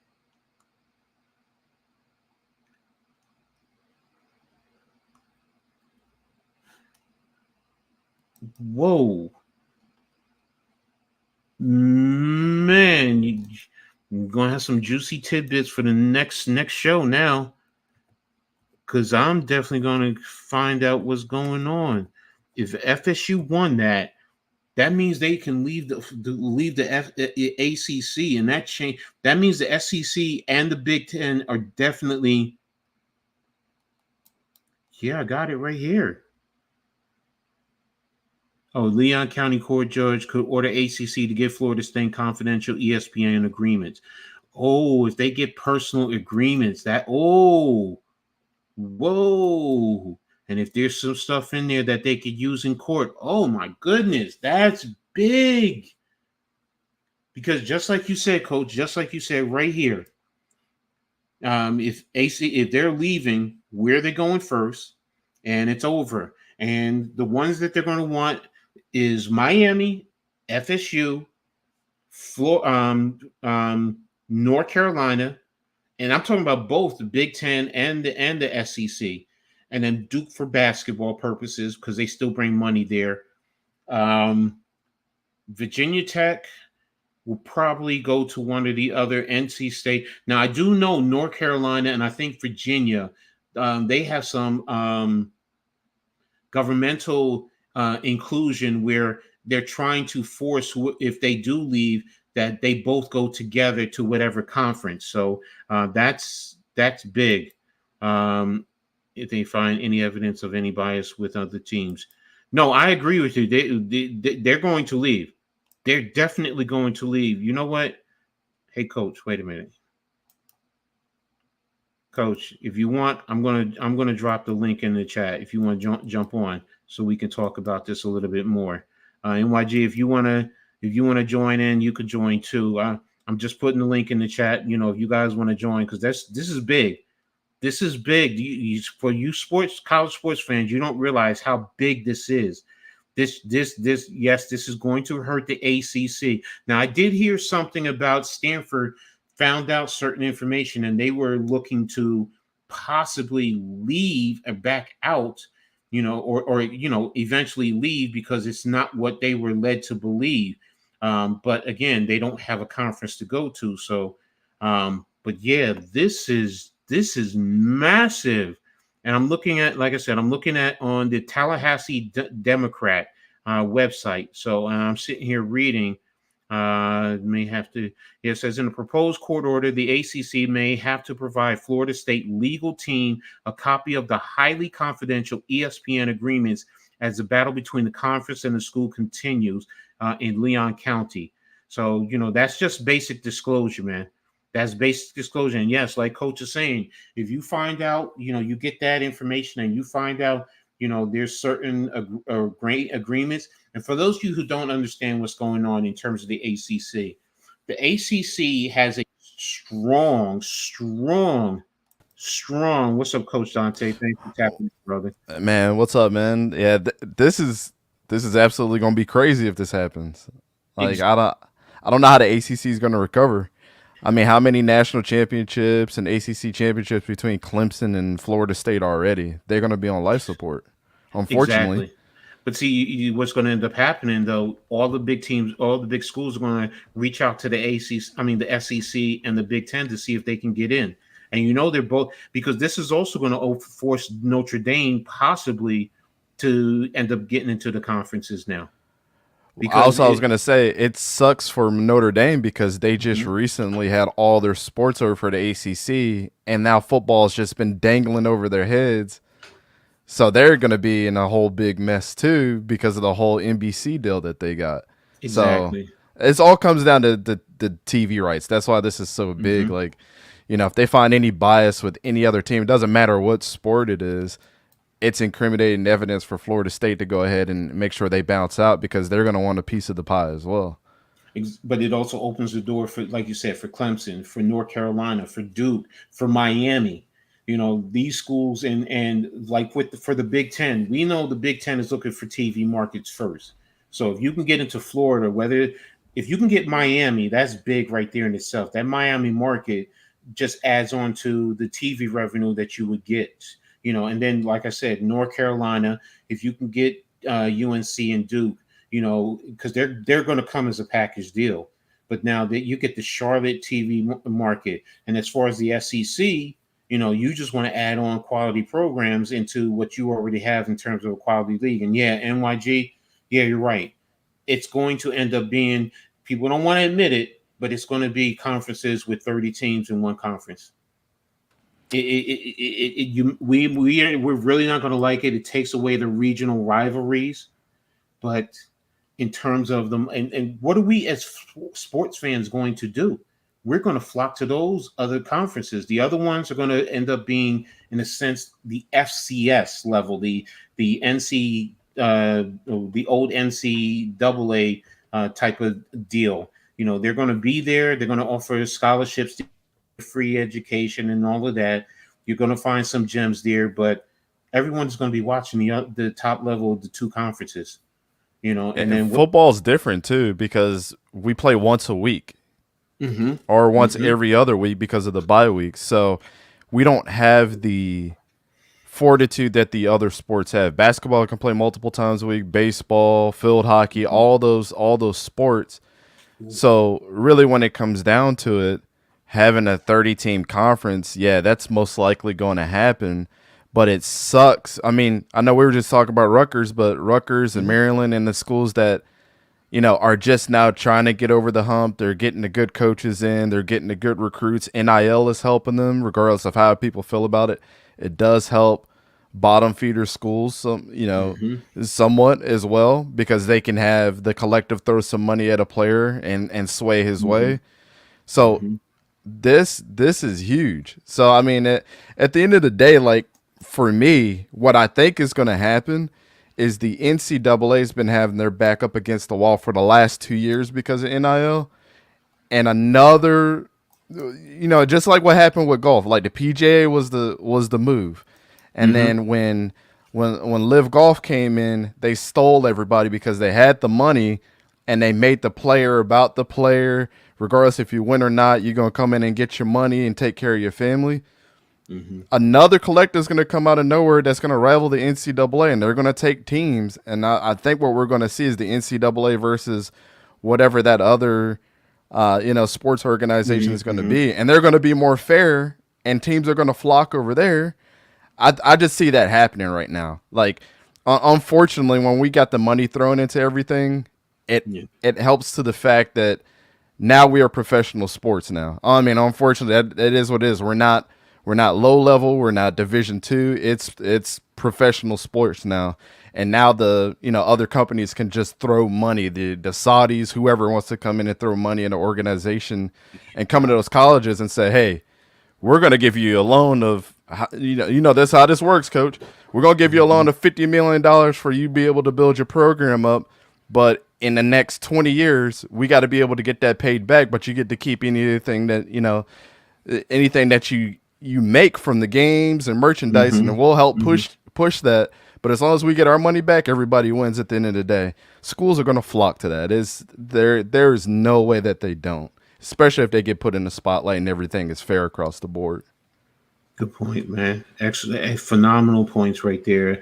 What's up to my brother NYG, man? Thanks for tapping in, bro. Go ahead, speak your talk, man. Yeah, you sound a little choppy. You're choppy. Yeah. Can you?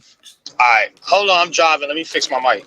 No, you're good now. You sound good. Okay, you hear me now? Yeah. Yeah.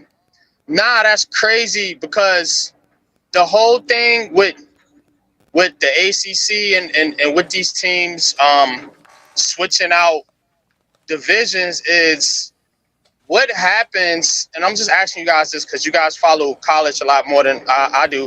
What happens to some of the lesser schools, like the lesser programs that, like your Wake Forest is, so to speak, that may not have that ability? Are they just kind of left out, stranded, so to speak? Coach, you want to take it first? Go ahead. You got it first. It kind of does, especially if it's all down to the conferences, right? Because I think what's happening right now, why this is so big in YG, is the TV deals are what drives everything. That's why the Pac-12 is completely abolished, and it's a shame because I know, Coach, you were talking about it the other day. Like Pac-12 football, especially last year, was a kick in the nuts to everybody because they were the best conference through and through last year. How many quarterbacks got drafted in the first round, or how many players got pickpocketed from there in the draft? Like, they were the real deal last year, and to us, that was real sad for me to see because I'm like, damn, they just now started to come back into prominence again, and this was a great year for them. But the reason why everything fell out is because the Pac-12 couldn't get a TV deal in place that was lucrative for everybody. So when the Big Ten came in to UCLA and USC and Oregon and Washington, those are the biggest four teams, and they said, hey, you join us. We got when the commissioner changed, because the commissioner changed last year for the Big Ten, and he came in and he said everybody gets an equal piece of the pie. He was very upfront about it. He's the best commissioner overall so far right now because he was so transparent about it. His whole presentation was everybody gets a piece of the pie. When you come in, you got to give this much money to us, but it helps out for us to get not only brand deals, Nike's coming over now, so I can imagine that Indiana and those teams that are Adidas are going to turn into Nike over the next 2 or 3 years. I just feel that that's going to happen. But that's what it all gets, driven from. So if everybody handled it like the Big Ten handles all the conferences, then I don't think the lower level teams won't get as much love because they'll have as much resources and everything to be able to do what they need to do. It's all region. Like, for example, if Rutgers was in the South, Rutgers would be one of the big teams. It just is what it is. That's where most of the talent comes from: Texas, Georgia, Florida, or either in California. So that's what the Big Ten, they're getting brought all those guys over now. So it's a little bit more lucrative for them. I just think if you start combining conferences together, you have the 30 team. That was always my fear. NYG is like the Rutgers and the Wake Forest and things like that. Not necessarily are going to do worse. It's just the good teams are going to stay the good teams because at the top and the top 15 teams that are always there, what kid is going to want to go to a school that's not competing for a national championship? I mean, Oregon has a leverage right now with the whole jersey thing, because that's what kids want to look good. So that's in the last 15 years, you've seen the change with Oregon kind of happen. But now they actually got an SEC type level coach in Dan Lannon. So now the pieces, it just worked out perfectly for them. But I just fear that the super conferences, the bad teams, or the teams that are trying to get up right now, they're always going to stay at the bottom because Wake Forest is not going to have the recruiting prowess like at Alabama and things like that. So that's exactly. Regardless of what the TV deal is. Yeah, you can give us as much money as possible, but if we can't sell tickets, how are we supposed to, sustain our football programs? That was a big thing with UAB, the Blazers out in Alabama. They didn't have a football team for 5 years just because they couldn't. Not the fact that they couldn't recruit well or they weren't a good team. Their athletics were struggling. They weren't able to put the body in the seats. So that's what you're going to see from a lot of the smaller teams with these big conferences. It's just take a look at what Group of Five is already dealing with. And now you're just going to have that as a bigger scale for the teams that are FBS level. It's not going to be fair. And I mean, for people like us that like watching, I'll be the one up at 1 and 2 o'clock in the morning watching Pac-12. We won't get that anymore, Coach. You know what I'm saying? That's totally going now. Yeah, no, you're right because of the split, but you'll get a different late night because, like I said, Rutgers is going on a Friday night to USC, and I think that's an 11 o'clock kickoff on the East Coast. If I'm not mistaken, it's a 10 or 11 o'clock kickoff. So you will get some of it, but you're not going to have the rivalries, but you're going to have some Big Ten schools that are going to be out there. So So imagine a USC, Ohio State playing at USC on a Saturday night, and it kicks off at 10 o'clock on the East Coast. Then yes, there's going to be people that will stay up to watch that. They really will. But you know, like I said, Rutgers at USC, no, most people won't. Only diehards like me will stay up to watch it. So I get that. But NYG, my thought in terms of schools like Wake Forest and them, if the ACC in Syracuse and Boston College and Pitt, two things are going to probably happen. The rest of them are going to come together and see what they can do to stay together. If they keep Stanford and Cal and SMU and then align with Oregon State and Washington State, which is still going to be crazy, and then fill in where you go. Or what's going to happen also with this, some teams are going to leave the Big 12. Like I see a Kansas leaving the Big 12 to go to the Big 10 because now that brings basketball, especially if you get Duke over there in North Carolina.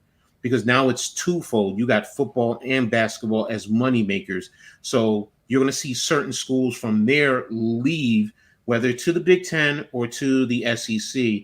And then they are going to do the same thing that they did like they did to the Pac-12. They're going to try and jump the ACC with the TV money because that's the biggest reason. When you were in the Big 12, you're getting $35 to $40 million, not $70 to $80 million like the Big Ten and the SEC.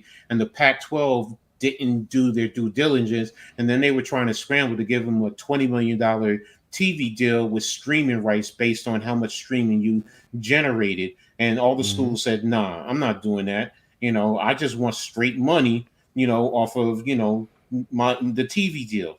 So, and that's why you saw the implosion and the breakup of the Pac-12, because that's really what it was about. If the Pac-12 did what they were supposed to do, then the Big 12 would be the one that would have been broken up. Or maybe you just lose just Oklahoma and Texas to the SEC. Maybe you lose another two schools somewhere else, but they would then be regulated, the Big 12 I'm talking about, to the Group of 5 status or Group of 6 in that regard. And the Pac-12 would still be here. So in the long run, if this goes through and FSU leaves and all the big schools in the ACC leave, it's now what's going to happen with the ACC, because their grant of rights then is going to be broken, because the grant of rights is what's keeping the league together. Because with the grant of rights, what it says is, well, if you want to leave, you can leave, but you need to pay a $200 million exit fee or whatever it was, $250 million, I forgot what it was. And then your TV money that you get from the conference, that comes to us. So, and that goes until the end of that contract, and that's till 2036, Coach? I think it's 2036. Yeah, it's like something like 2033 or something like that. Yeah. So, and the other, and this is the other reason why these schools want to leave the ACC, the SEC and the Big Ten, their current TV contract that goes in effect, they can renegotiate it at 2030. So now they can also now up the ante. Remember when I was talking about NYG that there's going to be a conference that's going to be paying out $100 million per team? I remember you telling me that. Yeah, that's where it's going to happen. And if you're in the ACC, the top teams are saying, well, we should get more money because we generate more revenue, but they're only getting an extra $2 to $5 million.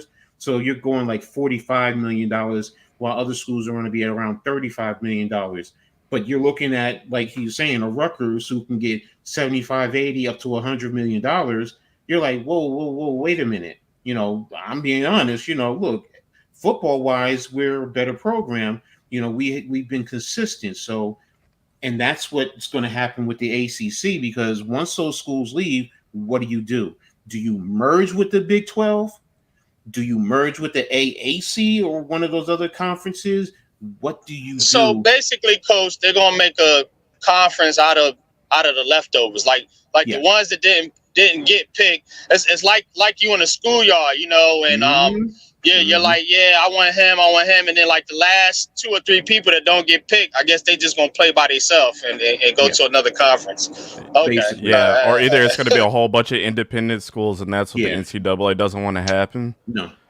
No, they don't. because they're not tied to anything. Because right now, too, an important part of the Isn't that what ACC's they've been grand fighting right. Notre Dame about the whole time? Not to cut you off, haven't they been fighting Notre Dame about that being that independent school? Yeah, I don't want to Be- say fighting. They're trying to convince them to join the conference. Yeah, because I know it's they been know- some backlash with Notre Dame for some years now about them they being have an independent. exclusive deal with NBC too. NBC. So Yeah. and everybody wants a piece of that pie. And But see now don't forget, because the Big Ten also has ties to the NBC with their TV contract. So and NBC now can say, well, you know what, Notre Dame, you need to join them, because why are we paying you when, you know, if you were in here, everything could be together and they would be paying out less. And then this way it allow the other teams to eat more. And then, you know, I get what Notre Dame wants to do, but I mean, first and foremost, you're in the heart of Big Ten country. You know, you really do recruit like a Big Ten program. You know, and most of the teams you play, your rivals are in the Big Ten. there's no excuse now. And that's everybody's rub. It's like UCLA, USC are both in the Big Ten. Why are you not? Why are you not joining? The other thing too to note why this is so important, and they don't come out and say it, but like if you start like I've been trying to do my research on this more because I'm a Florida State fan, so I'm like I'm trying to figure out why this is like so teeter-tottery. The thing that I was reading a couple of weeks ago is the Attorney General or something like that for the state of Florida found out that they don't come out and say this for the ACC, but every team is escrowed for 3 years on whatever they make from their TV deals. So why that's so significant and why the Big Ten is winning is the Big Ten's TV deal money for all the teams are only escrowed to the end of the season, so they get paid out. With the ACC, they only get paid 30% at the end of the season for what each team has brought in as far as revenue. And then after 3 years, then they get paid out the rest. So right now it's like a deadlock between Florida State and the ACC and ESPN, because they're like, all right, we want to get out of the conference, and you're telling us that we got to pay $200 million or whatever it is, which is more than what we have in escrow right now, which is not fair because we've been making you guys money. We've only been getting 30% of it. So that's kind of like where the gray area is. It's like we have 70% of it to pay out to you right now from the TV deal, and you guys won't let us use it in escrow. That doesn't make any sense. So that's why all these lawyers are getting involved, because they've been putting their money in each jurisdiction in each state. So Virginia Tech or Virginia's money might not necessarily be in Virginia. It might be in West Virginia and owned by the escrow companies or the law firms in West Virginia. So now you're crossing borders to get money that's due to somebody else, but it can't be released because your two teams are part of another state. Like it's absolutely wild. So now you're holding money, then putting our money in another jurisdiction because that's where you decide to have your lawyers. But then we can't get paid out and pay our half and get out. So that's why Florida stepped in and they're like, well, now this is in bounds of money laundering almost. So now you throw that aspect into it. So it's wild. Like I think Florida State's not only going to leave, but they're going to get paid out a big chunk, which then if they get paid out a big chunk, they're inside of one jurisdiction as the ACC. So all the other teams are going to have to get paid what their 3 years worth is early. And then what's that's going to threaten for the other schools is that they're going to lead the ACC and just move on to another conference because they can just buy out their contract and move on. Wow. So it might not be an ACC. And the only two schools that get screwed in it is SMU and Cal and Stanford now, because they've already signed their 3 years before any of this either went in place. But I also read Stanford, they're finding out and they're trying to find ways to get out of it right now. So, they're a nonprofit and private school too. So that you throw that mixture in there too, because their legal bounds are different than Cal. Don't forget SMU. And the rest. SMU, remember, SMU is taking no payout over 10 years.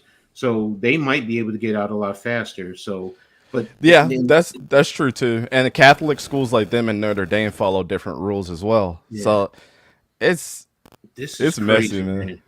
Exactly, man. This whole thing is That's this really intensifies this lawsuit. This really ESPN really pointed the gun at themselves. Wow. Yeah, I don't Yeah. like it, man. Because like I said, man, you're going to have what? 30, 25, 30 teams in one damn conference.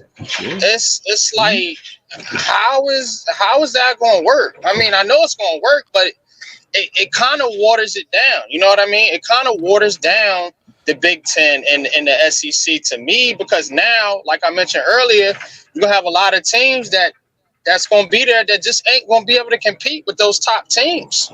They're just not. Throw another wrench in it. It's going to be 30 teams, 25, 30 teams with all shared revenue. I mean, And if you have Alabama and those teams on top, and you have USF and Florida Atlantic that get the same amount, that's not going to look fair, because Alabama and Georgia are the ones bringing in the money. yeah. It's not a fair fight. However you look at it, like to us, it's like, yeah, all schools should get even revenue. But in the reality of business, yeah, you bringing Alabama and Georgia are the kings, and the other schools are the peasants, and they're not going to be able to pay for their athletic programs. So I think like the really big thing that everybody's wondering is, like, if we get away from the TV deals and all that, and we just talk about that this school made this amount of money, how would this look in the next 5 years for those programs when you take 75% of that away? Because that's what's going to happen. Like, you're taking 75% of the revenue away that they've been sharing with all the TV stations, and you know, some of the, like, Nike and them are going to start pulling out too. Like, Florida State is a Nike school, but if they don't like what's happening right now in the lawsuit, they have language inside of whatever their, you know, uniform policy and things are to say, hey, we don't want to mess with you guys anymore. You got to go to Under Armour or somebody else that'll be able to take care of your jerseys. And I mean, that sounds fair. That's gonna be crazy. it's that's how complicated it is, and that's why like this legal thing is going to happen for like the next 2 years. Florida State's going to end up getting some immunity somewhere and end up leaving, and then you're going to have another law firm or somebody come step in and then take care of the other half of it, which is going to be with like the NCAA and preventing super conferences and stuff. Like, it's wild. I had to like stop reading after a while. My head started hurting. I'm like, dang, they're involved. Like, some random families involved that like you didn't even know was involved in sports. It's crazy. There's all kinds of names and everything. All right, Yeah. what's up, Raph? What you got to add to the conversation? All right. So Thanks for tapping we're into talking us, about man. for, like, Thank you. the Florida State. I just wanted to say salute to everybody. But what you're talking about for the Florida State, because football's growth changed everything. But when it comes to like the wonder that ACC was going out to be like something doom or something great, but we're living at the college sports, which most riches are determined by the ratings. I hope that it did like the ACC ever, because demographically, after all, that conference cannot compete with the Big Ten and SEC. I mean, those leagues are made entirely up for the large state schools with deep alumni base, and the SEC, meanwhile, is one of the 5 leagues. 14 full-time members are private, smaller schools. Even somewhere like the flagship public schools like UNITS and Virginia are relatively small, and they know for the less than passionate football followings. I mean, that could be it simple. If the football TV money was going to become the determining factor in the conference bottom line, and it has, because perhaps they never had a chance to compete like the Big Ten and SEC. But coming up from like the 70s and the 80s, the SEC, there's no doubt they have it to pitch to Florida State. They have it to blow much as much yet, but that was like itself had the mess, because they had 80K plus stadium titles to command the same football deals that other leagues can offer. I mean, having like 5 private schools, it doesn't really help that has gone the true killer all along. I mean, despite having like numerous large state schools like only Clemson and FCU try 80K only, Virginia Tech throwing on 6Ks. I mean, they'll never be viable to compete with the Big Ten rest, who have several stadiums at the Northern Cape. But most important, locking out the conference. What the hell are they going to put like ESPN or later option to the stadium deal? I mean, they couldn't effectively pivot to adjust the skyrocketing revenue generated by college football. I mean, the loopholes in the contract is why the Florida General, or what happens go to the top lawyers, Florida just training the charges. I mean, they not produce like the contract. But based on the contrast, because there remains like the member rights. If the member leaves, not the channel, which essentially had the contract with some teams, not involved because it's only the sits, but only the return of the SEC. But it's gonna be like enforceable. But it's gonna be like a really demand because remember the record, the revenue, it's not gilded enough. In 20 years between 2002 and 2022, the SEC revenue is created like more than 500 for like $90 million to 600 million. I mean, the conferences continue to set records. I mean, they had it crammers because how interesting how the percentages look before the new deals kick for the Big Ten states. I mean, the issue is not getting like a new deal for dramatic pay raise from 2024 to 2030, like the CN and the Big are.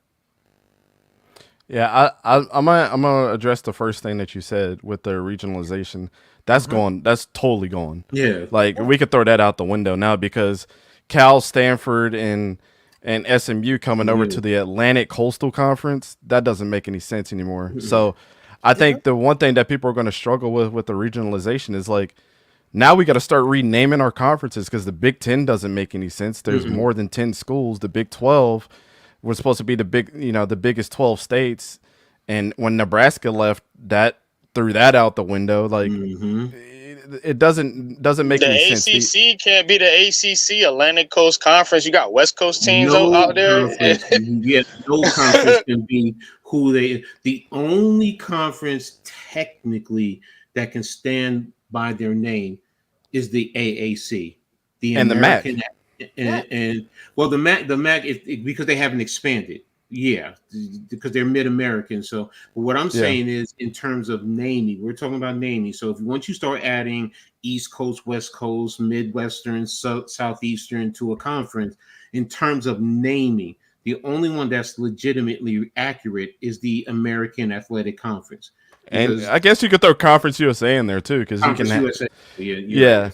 Because like the Sun Belt has Coastal Carolina, and they're not in the Sun Belt. The Sun Belt is from Florida to the other side of California, Southern California. That's literally what the Sun Belt is. So throwing Coastal Carolina in there doesn't really make sense. Yeah. So, and you're right. Everyone, they're just keeping names because everyone with it. I mean, I grew up. I'm gonna be honest with you.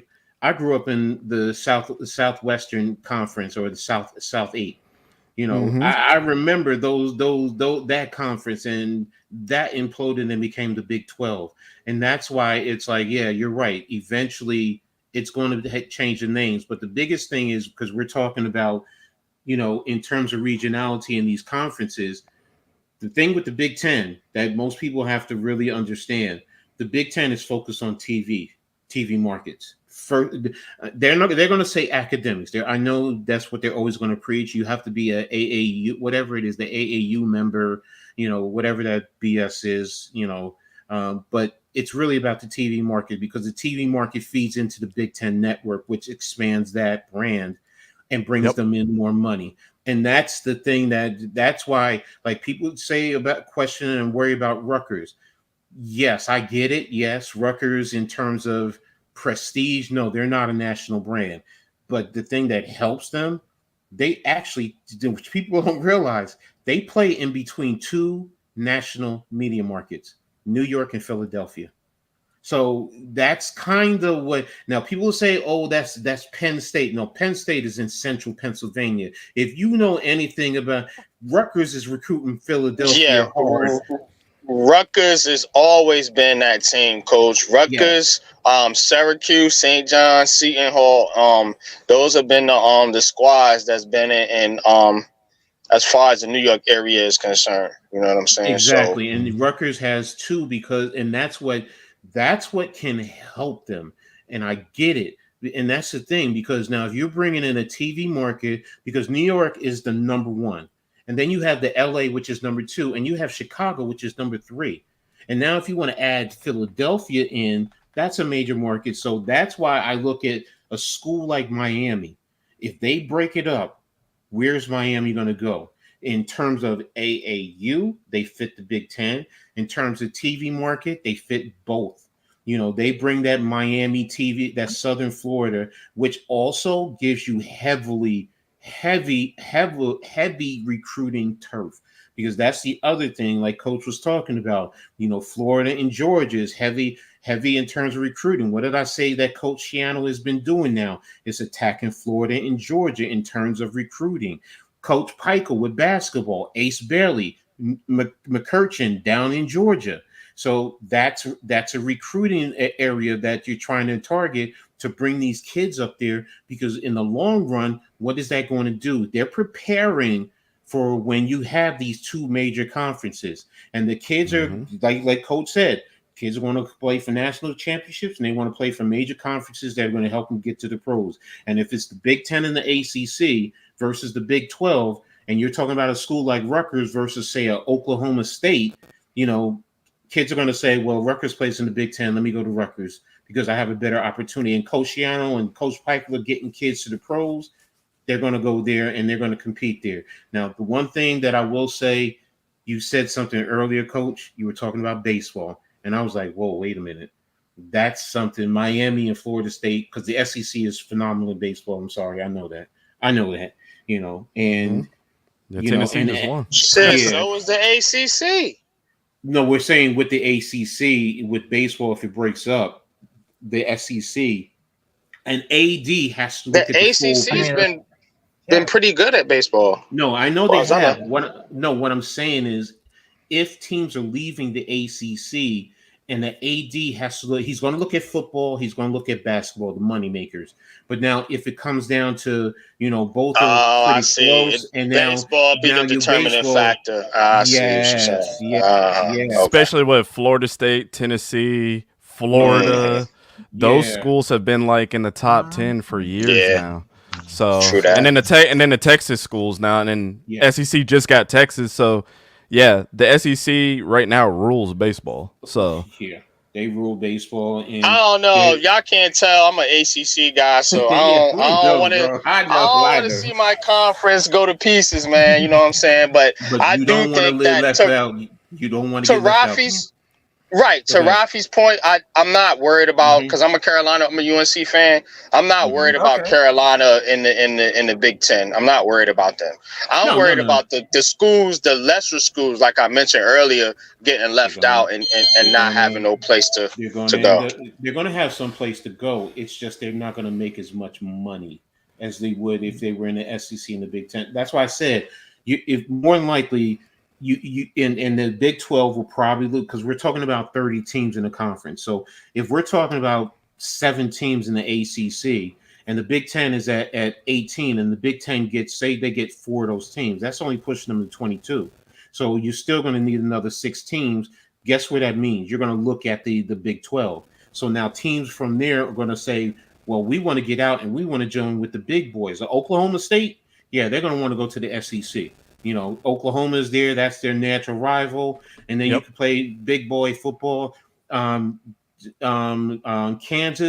will say, Big Ten. You got Nebraska there. That's part of the same region. You have good basketball. Also, their football program has been slowly changing around. And then maybe if Colorado continues, if they can recruit and build. I know, Coach, that's a big thing with you, Colorado. But the thing is, if they can develop. They also have the Denver TV market in terms of the Big Ten. So, like, I'm looking at all of that. I'm looking at, like, if I'm an AD, I'm looking at all of it. I'm saying, okay, well, and I'm the commissioner. I'm looking at the full spectrum of what each does. And you have to have foresight. You have to. You can't be waiting. You have to say, I got to strike. And that's the other thing between the SEC and the Big Ten.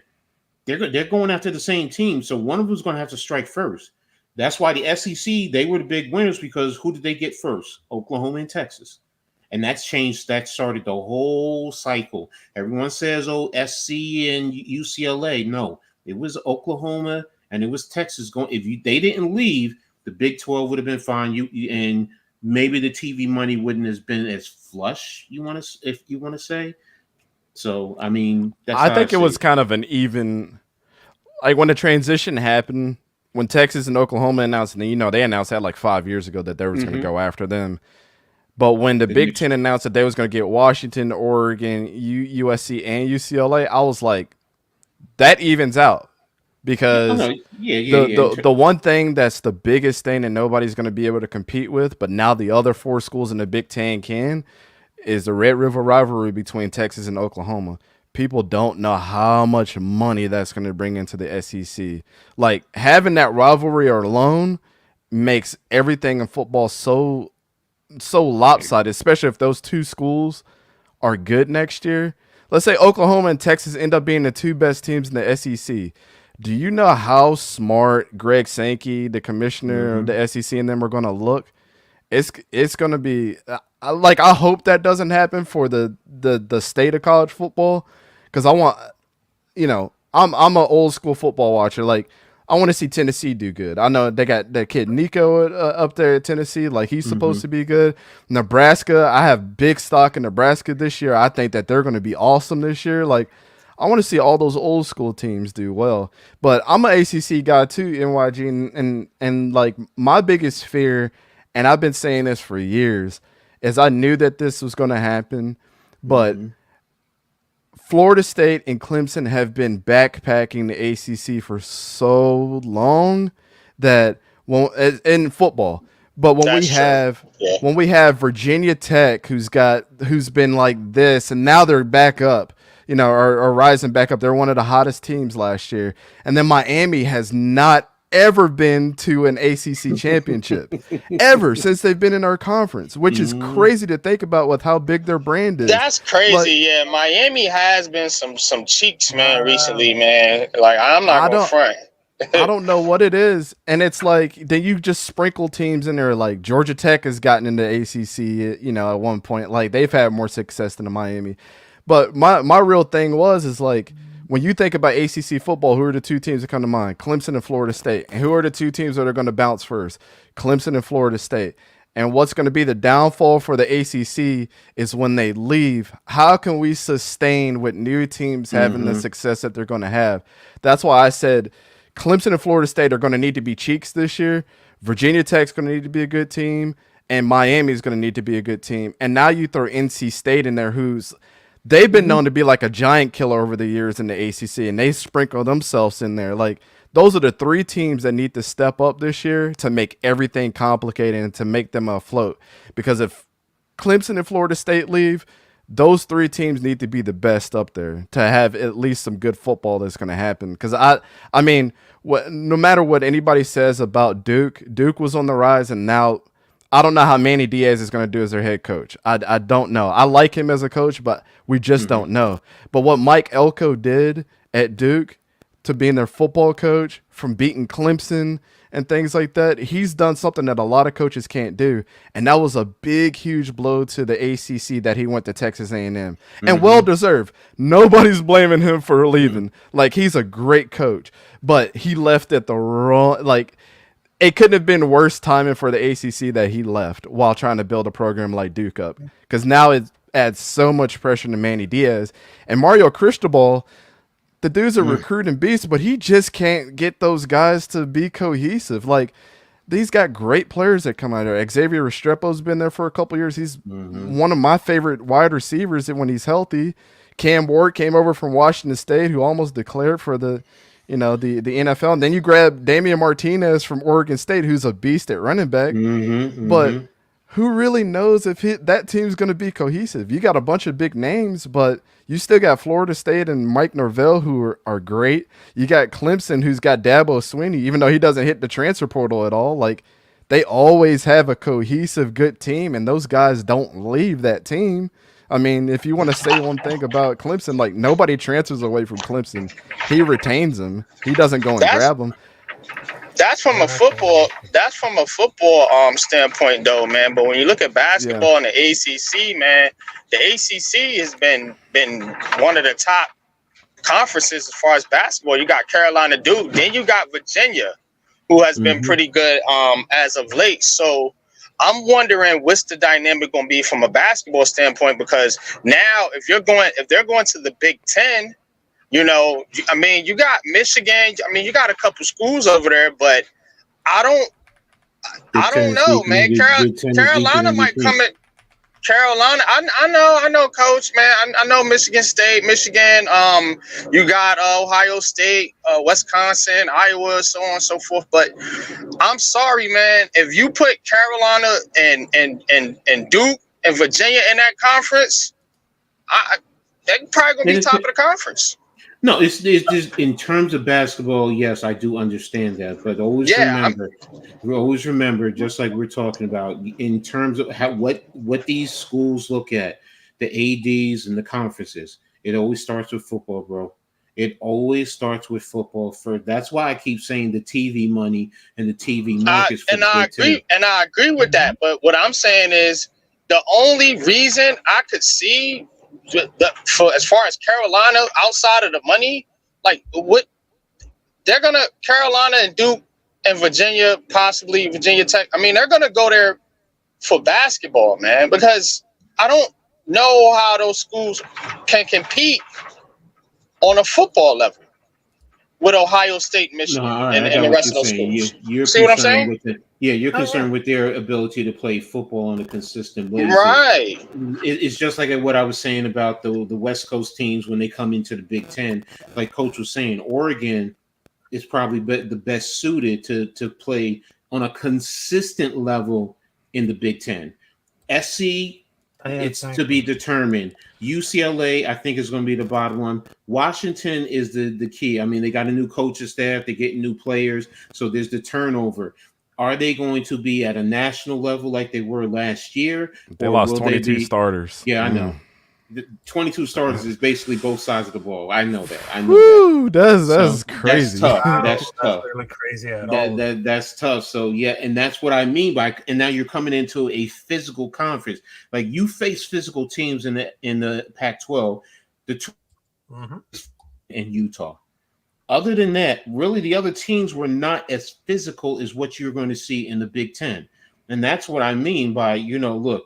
You're playing Michigans. You're playing Michigan State. You're playing Ohio State, Penn State, Wisconsin, Iowa. Now you throw Rutgers in because they've been doing because of the way they play, the brand of football, not their record, the way they play, and that's the thing. Maryland at times can be physical. Carolina can't handle that shit, man. Carolina plays like they play basically like the AFC West. That's the kind of football they play. Yeah, it's real soft type football. You know what I'm saying? Basketball though, it's different. Different. Yeah, it's different. It's different. Yeah. I know people don't like that word, but I've looked at I watched Carolina at times and I'm like, God damn it, man! Like shit, run the fucking football, be physical. The three teams in the ACC that have the most revenue as of last year that are keeping their conferences afloat, and this is just the top 25. There's only 3 in the ACC. Which I'm surprised to see this one name up there. Florida State and Clemson, we know that they're 15th and 17th nationally. And then Louisville is number 23, which I forgot that, I had to give them credit because I didn't really think about it. Their football program has been on the rise. Their baseball is always good. Their basketball is always good. Their 3 major sports are always really good. So. I forget about Louisville sometimes. They got a good baseball team, too. They really do. Yeah. But don't forget about the region they play in, because where they play in, it's literally across the street from Cincinnati. So you're close to Ohio, Pittsburgh, Pennsylvania. You're right in that region. So yeah, you're right. I forgot about them. It does make sense. Yeah. So if Florida State and Clemson leave, I forgot. I don't know why I forgot Louisville they've been banging on the ACC championship door for a long time, ever since Lamar was there. It seems like their whole football program changed when Lamar got there, and they just constantly been knocking on the door and upsetting teams too. The rest of those teams have been outside, and this is for all sports, right? So the rest of them are outside of the top 25. So you got them 3 teams backpacking everybody. That's, as far as revenue wise, that's crazy. That's just what they make from ticket sales and what they bring into the school. That's what's been reported. So yeah, I mean, there's another thing about for the relationship between recruiting and winning in college football. I mean, there's one college that proves a great relationship between winning and coaching, which is Iowa State. I mean, they have a good favorite players year after year because those guys are getting drafted often high, contrary to the NFL teams. I mean, they're pretty like very consistently around for the top 10 in players on acting rosters and total annual salaries. I mean, there's going to be like outperforming the recruiting ranking better than anybody else in the country. So one of the real ways to improve to be recruit better, and it's not going to be easy to Iowa without drastic change that risks the safety to the program. I mean, also take it for another example, Nebraska, Utah, but they really knows how to develop players because out of the coaches, they never leave. I mean, I like to see like the transfers factory because they just have like 5 stars quarterback in their roster in that time who just won by the grand total of 8 games, and a 3-star transfer who already won is 22. I mean, another example, which is like the Oregon State, they're complaining about for the recruiting, but it makes things that they don't actually pay attention. I mean, they kind of revolt as well anyone in the country because they made Spencer Sanders available starting quarterback for like 4 years at this point that is not very good. And turns out what they're trying to change. Spencer Sanders is bad. Yeah. He went to a school where he got replaced by 2 other quarterbacks when he was the starter. That was his own volition. Yeah. He did that to Yeah, himself. and he's trying to transfer it out. I mean, he was asking to come back, and they totally say no. I mean, they find like diamonds in the rough, like Ollie Gordon, because they just wanted to make stars out of them because their warm bodies at the department could have helped with the Caruso, but they had the best receivers right now as a transfer, and they got out of desperation, and they're massively outperformed so far to the player talent level compared with this having so far on that decade. I don't know. I think you're forgetting one thing when you talk about recruiting. The reason why Nick Saban retired, and Coach knows this, man, Oh yeah, is because of NIL. NIL. Because it's not organic anymore. Like there's this that kid that was like committed to Colorado that recently dropped out, and then they dropped him to a 4-star today on On3's website. It's because he's going through all these shenanigans. He was committed to Oklahoma, then he was committed to Colorado, and then dropped out. And now everybody's trying to figure it out because you know why? He's getting letters and stuff from collectives that are like, "We'll pay you this much money to come here."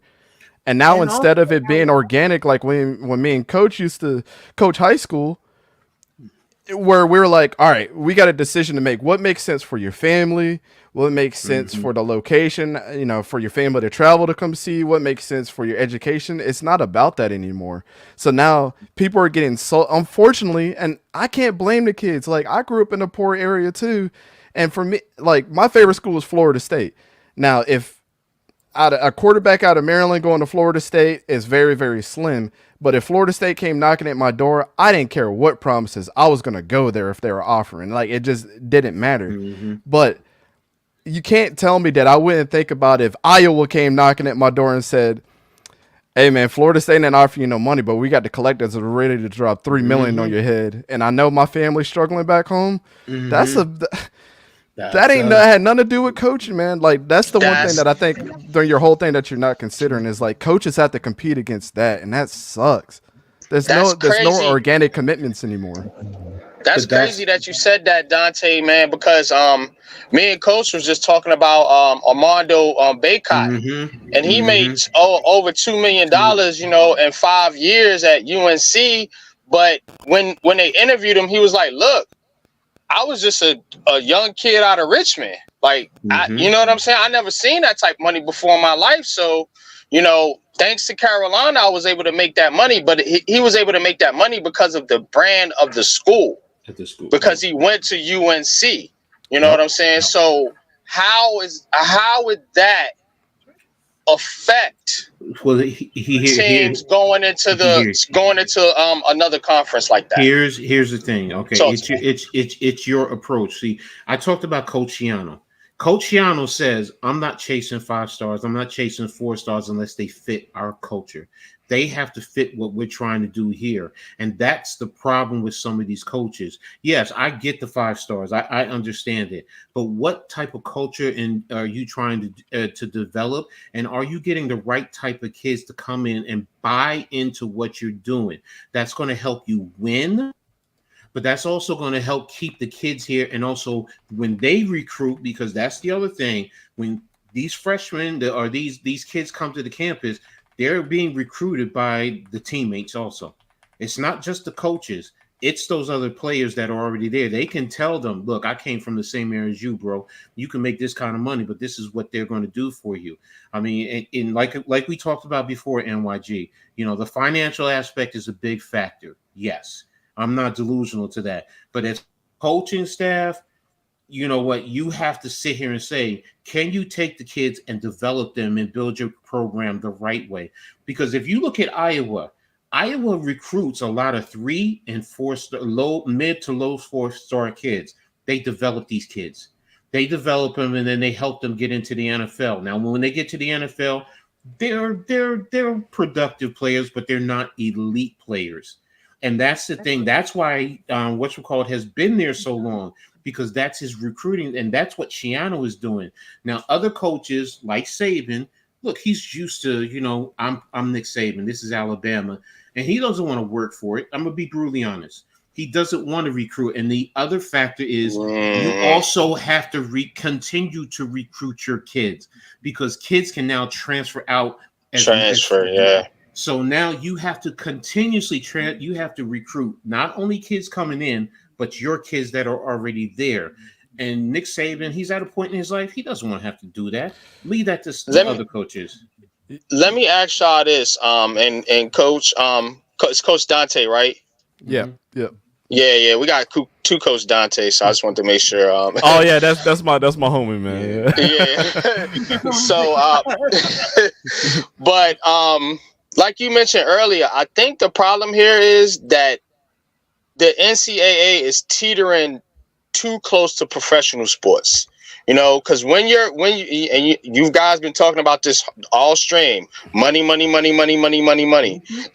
you saying money, like that to me sounds like a job. That to me sounds like a professional league when you're basically paying players and coaches to play and coach. So I think it's a little gray right now, because the NIL they're not necessarily getting paid by the teams. It's more sponsorship, and advertising. But to me, that's where now you're starting to sound like professional football teams, where it's like whoever can pay the most money, that's where the players are going to go. You see what I'm saying? NYG. The ideal of amateurism is long dead. The only amateurism, and it's now starting to get into high school. The only amateurism, honestly, and I'm including the Olympics, because what people don't realize, you get in the Olympics, you're getting sponsors. Somebody's paying your way, and they're putting money in your pocket too. There is no once you leave high school, there is none. Yes, you're doing what you can do for your career. So you go to whoever's going to pay you. You go to these colleges as an athlete. What did I say the other day? You're getting this money and you're walking away debt free because you're getting a free college education. That's another factor where normal people who go to college, you got to take student loans and all this and that, and you're walking out some with $200,000 and $300,000 that you got to pay back. Where these kids, they're getting paid now, like you said, some of them $2 to $3, $5 million, and you're getting a college education that probably is costing you almost $500,000.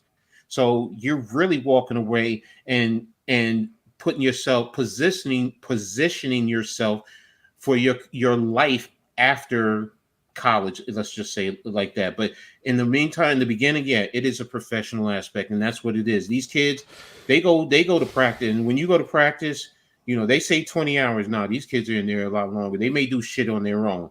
The coaches may only get you 20 hours, but the coaches may also hint to you, you and your brothers, just do some work together, for whatever. And that's not including weight training, because weight training is also, and then you got to go to class, then you got study hall, and now your social life. So yeah, it's a job. You gotta know how to manage your whole life. Yeah, I used to tell my kids in high school, and shout out to the high school I coached at Mount Tabor out in North Carolina. They just recently got their first 4-star recruit that came out of that school. That he's kind of a hot commodity at safety right now. That's poking around at a couple different schools. So I'm proud of the program that they're starting to build up there. But the thing that I used to tell my kids, we had a 3-star guy on our team. who ended up not playing in college for some personal reasons. But I used to tell him all the time, like, look, bro, you're better than a lot of kids out here. Your star rating don't mean anything at the end of the day when you can outwork everybody else. I said, I'll let you know right now. Tell me how many 4 stars are in the NFL. Less than 20% that were 5 stars. No, and this is around the time, I think the last year I coached was when Kyler Murray was a rookie. I said, guess how many quarterbacks that were 5 stars that are playing in the NFL? 2. Kyler Murray and Matthew Stafford. That's it. So your star rating really doesn't mean yes. I was like, hold on. Only 2 5-star recruits are playing in the NFL right now. Is that what you said? No. He said 5-star quarterbacks who are coming out of quarterbacks. Yeah, Okay, yeah, that's still crazy though. Yeah, that's still crazy because everybody's all about the hype train these days. Well, just think about when Matthew Stafford came into the league and Kyler Murray is the only most recent 5-star starter. I used to tell him, like, I'm a quarterback guy. I used to coach quarterbacks. I used to tell him, Carson Wentz went to North Dakota State as a 0-star. And he was the starter for the Eagles until he got hurt, and he was a damn good quarterback until then. Joe Burrow was a 4-star at Ohio and went to Ohio State and couldn't even start and left to go to LSU too. So that's why it's crazy, man. It's like people it's so much harder as a coach now. I mean, that would be my pitch. Is like, I don't care what star you are. I seen on film. That's why I've been telling these kids. I think, Coach, you've seen on Twitter. I've been doing film reviews for free for kids because I know how it is. Like, I know how it is, and I'm like, if I could spit that little game to you, that little bit just to get you over the edge. Like, I just had a kid the other day telling me I know how it is, like trying to get to camps when I was younger. My family didn't have no money to spend on me to get to these camps, but I used to get invites in the mail all the time. Like, come to this camp, $200 during the summer for 3 days. My parents didn't have $200 just to throw at a camp to watch me grow. So, like, when a kid reaches out to me and they're like, yo, can you review my film? And I'm like, I'm not going to charge you anything. I even send them a t-shirt, that has our logo and stuff on it. That's like, I'm ECG certified. Like, just to give them that little bit more oomph that, like, there's people out there that care about your development, even though I'm not your direct coach. But people will remember that. And now I have a platform where I can throw your film up there, and it's more than just on your Huddle page. It's on my page, and it's on Twitter, and I'm tagging you, and your friends are seeing it, and now your friends are going to want their stuff. And guess what? At the end of the day, if I had your whole football team, me reviewing their film, it's going to make y'all better. It's going to make y'all just a little bit more better now. So you just don't know the impact that you have. But, like, just going back to the point of, like, the NIL, like, it's so good for kids like me that grew up in that impoverished situation, because it gives us another outlet to feel like I have something else to play for back home. But then on the other side of that, what about the kid Dylan Raiola is the perfect example, the quarterback for Nebraska. That dude transferred to like 3 different high schools, and his parents were moving from state to state to make sure he got the best. It was at the best high school. Like, you can't tell me for a second, like, that kid didn't feel a little bit privileged. And now his dad coaches for Nebraska, so then he committed to Georgia and then transferred to Nebraska. I think that kid's going to be great. I've seen his film. I love everything that he does. But just for a second, if I had to take a step back, how can I beat it out of his head that, like, you're on this team. You're one of one with the rest of us. You know what that means? None of y'all are bigger than the next person standing next to you, because we're all a unit. So I don't care if they're 4-star, 5-star, if they had a 6-star recruit. I don't care about none of that. We all going to play as a team. And he went to the right coach, because Matt Rule is going to beat that in his head. He's going to beat that directly in his head. I don't care who your daddy is on this team. We're all going to play as a unit at the end of the day. But it's like, how do you beat that out of that 5-star recruit's head that, like, I don't care what money you're driving, what money you have, what Lamborghini you have parked outside your little apartment right now. At the end of the day, we got to win football games, and you got to be a great human, and you got to be an even better teammate. It just is what it is. That's why we brought you here. That's why you're getting your education. A lot of people don't get educations for free or NIL money thrown at them. This is the best privilege out of all privileges, man. It's like having your license. People don't take it as serious until they have it taken away. And that's tough too, Coach Dante, because again, you're talking about kids that come from the inner city. You know what I'm saying? I'm a dude that grew up in Brooklyn. You know what I'm saying? In the 1990s, in the 80s, and some of the roughest eras in Yeah, I grew up American in history. Baltimore, man. All right, so you know what I'm Mhm. talking about. You know what I'm Yeah. saying? So when you as a kid, as a 19, my son 19 right now, you as a kid, and all he talks about is money. That dude has his mind on his paper. But if you're a kid and your mom's struggling, your dad's struggling, you're seeing the poverty around you, and you get offered money to go play sports, like, are you kidding me? Like, if it, like, I grew up playing basketball. Like, if somebody came to me and gave me a check for $100,000 and said, "Hey, come to this school and play ball with us," what you think I'm gonna say? You know what I'm saying? So it's Be hard to say tough, right? It's tough for these kids to turn that money down. You know what I'm saying? But what I've been preaching, here and then on a couple other channels as well, shout out to the Big Blue Crew, is what are the kids going to do with that money? Is an 18-year-old responsible enough for financial literacy? You know, are they responsible enough to take care of that money and not go blow it or put themselves in a bad situation? You know what I'm saying? Yeah, I would love to. That's you know, what's tough. I respect everything that you said right there. And then just to add on to that, I wonder how money would have affected. Now, I personally played against Tavon Austin in high school. He went to this high school called Digital Harbor in the heart of Baltimore, like rough area. I know he didn't have a lot of money. But when I played Tavon Austin, y'all remember watching him at West Virginia, how badass that dude was. He was like that. I've never seen a better football player than Tavon Austin. I went up to him after the game. I was like, bro, I was embarrassed to play against you. And I was in the media guide. I played in the All-State game with a lot of great players. But Tavon Austin was the best on the field. Now, I wonder if the money would have affected somebody like him, because I know he grew up in, his family didn't have a lot. And I always used to tell kids this too when I coach. There was this one guy on the team. He used to play linebacker, big white dude. And he was great. He was a great player. But I was like, bro, I don't mean to beat you down, but I want you to step up even more. I said, I played against Tavon Austin. He would do some crazy. He would have nasty work against you. I was like, y'all ain't playing like a dude from in the middle of Baltimore that's struggling eating banana and mayonnaise sandwiches every day, because that's what Tavon Austin was doing. I said, you grew up in your nice little house down the road. I said, I'm just telling you straight up, homie, how this is. I said, you go to your nice house with your parents that get you everything that you want. Just think the kid right across from you that's going to give you that work is going through a different struggle, and this is the only thing he got. That's Tavon Austin. You're going to have to go against the Tavon Austins of the world. They ain't got nothing to lose, and that's the only thing that they got. It's hunger, bro. Like you said, you thinking about it, man. Somebody that's got a warm, cozy house that goes home every day. They're in their comfort zone. You know what I'm saying? A lot of people that's out here that struggle, they're uncomfortable on a daily basis. So when you put them in a position to where they can actually change their life, yeah, it's gonna have that type of impact.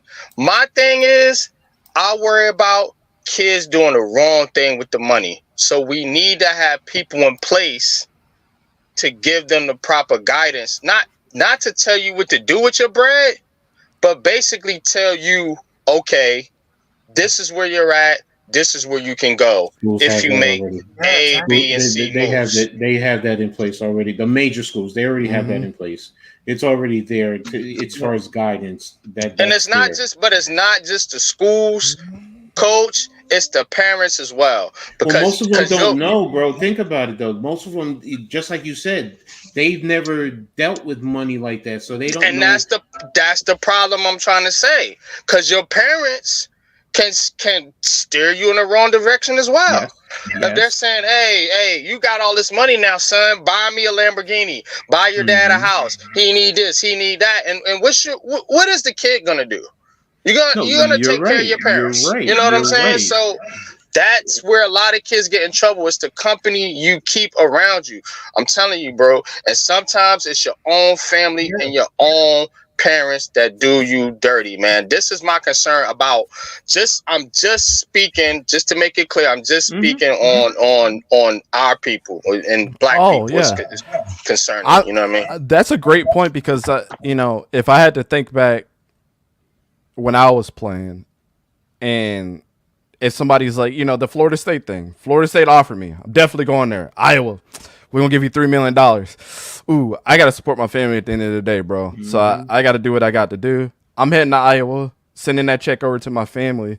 But what happens when that family member that ain't really down for you like that, they just see that you got a little bit of bread and they see you on TV and think that you got everything that you got? Like, how does that mentally change you? Because now it's adding more stress on you. Like, damn, I'm the star quarterback at Iowa. I got the NIL deal, and now I got to pay somebody else's bills and their family. So now I feel a little obligated. Like, who's guiding you through that process? Like, because I understand. Right. I've talked to a couple coaches and things like that. They, and Coach, you're right.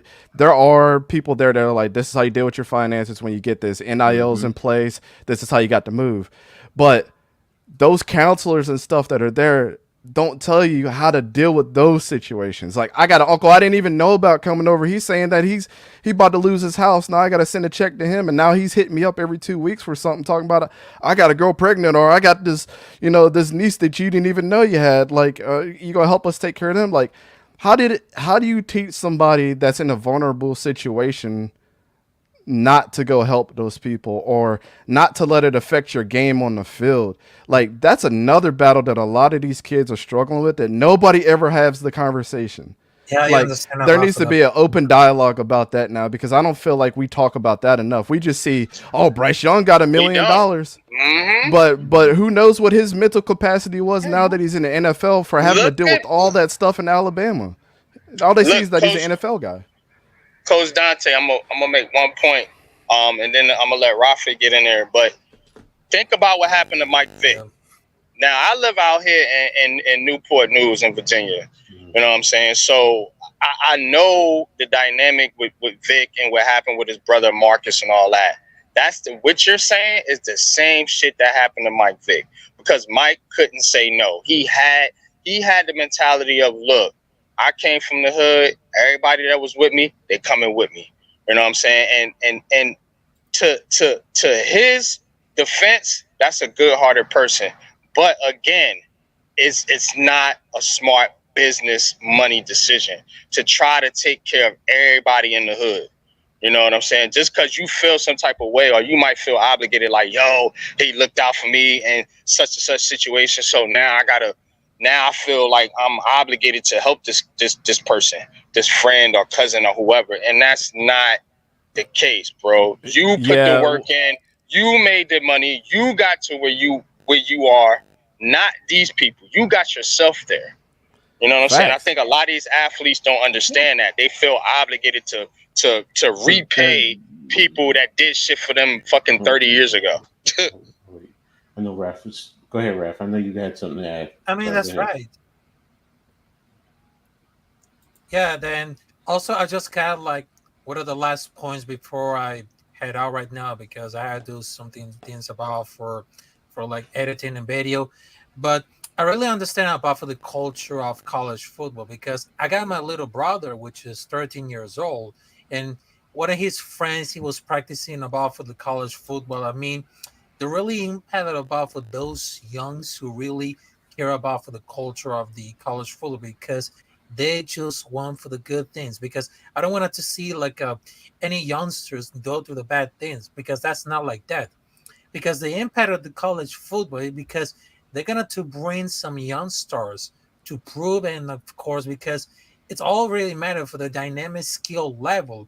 Because if we see one of the youngsters right now talented, because they're like less unpredictable games or moments, because they're like more to see like at the player, because at this point college football is still pretty at a high level that is not very professional. I mean, there's like a requirement to like 3 years in college before professional football.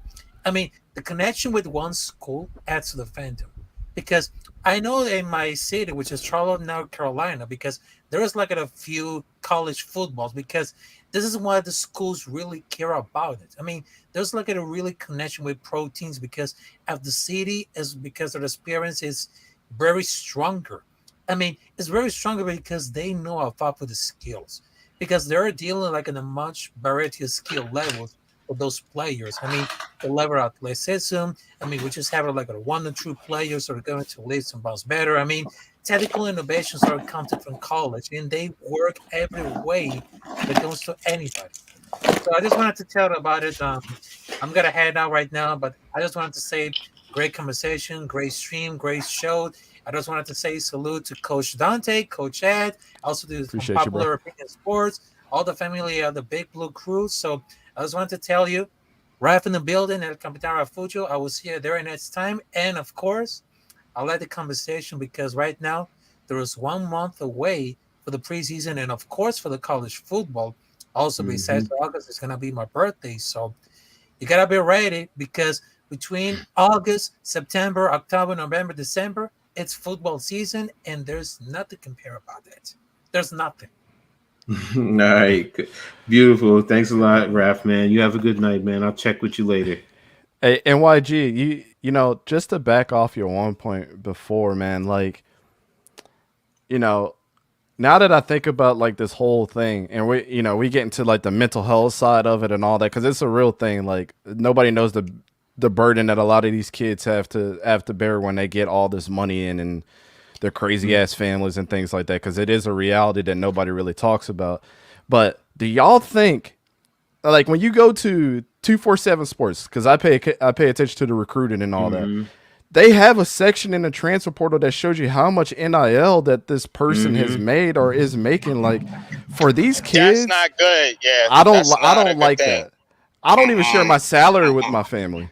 You know what I'm saying? Me Like, either, bro. Like, shit, man. I don't share with my girl, bro. I don't lie to you, bro. me and my wife have 2 separate bank accounts. Like, what I make is what I make. What you make is what you make. Like, you know, we never let those two things cross. But you get what I'm saying. It's like more money, more problems. And as a 18, 19-year-old, let's say a true freshman that's making all of that money, man, I got to go out here and win football games from Alabama, and I got to deal with my crazy ass mom and dad and their cousins, and I couldn't even imagine being that. And then you got to get through school, because if your academics ain't right, then you can't play. Like, it's a lot to deal with, man. That's Nobody a whole talks about that dynamic, shit. man. And you got to understand, these kids are 18, 19 years old, bro.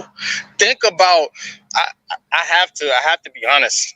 My mindset when I was 18, 19 years old, I would not have been good with that type of money. I'm gonna be honest with you, because I was wild, I was partying a lot, like, and a lot of these kids go through the same thing, you know, because they don't necessarily have that structure at home due to the fact, you know, a lot of us get raised in single parent homes. So, you know, it's tough, man. It's tough to handle that family dynamic.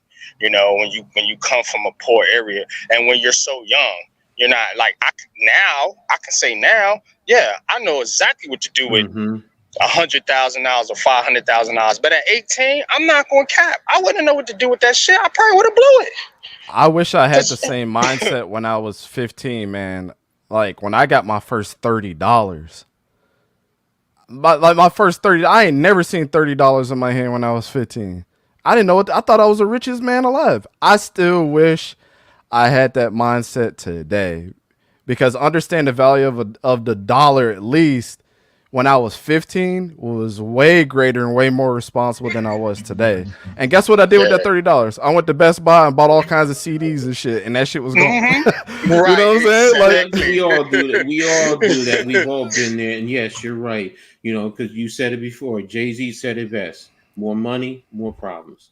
No matter what. If you don't have a lot of money, then most of the world leaves you alone. They think you're insignificant. But when you have more money, then everyone comes to you like this.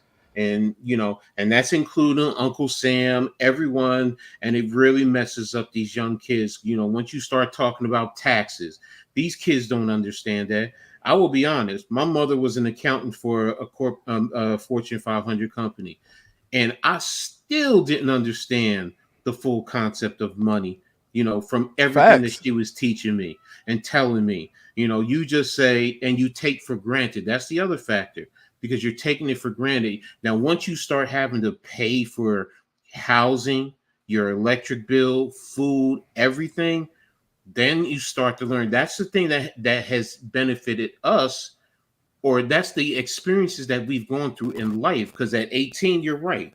You ain't got to pay for no rent. You ain't got to pay for no housing. You have everything for the most part, there for you. But if you're getting all this money, imagine, like you said, having to, now you got to, give money to your parents or whatever the case may be. And we do need to find a way to reach these kids. NYG, you saw it. I posted it today with Shaq. What did Shaq say? He said the thing that he learned when he got that money. He said it wasn't learned in college. It was learned in a book. Yeah, exactly. And people don't read. I got a whole bookshelf full of books. And you know what I tell my son every day? Like, look, you want to know something? It's right there on the shelf. There's a book for goddamn near everything you could possibly think of to do or want to learn how to do in this world. Like, I literally have a book for everything.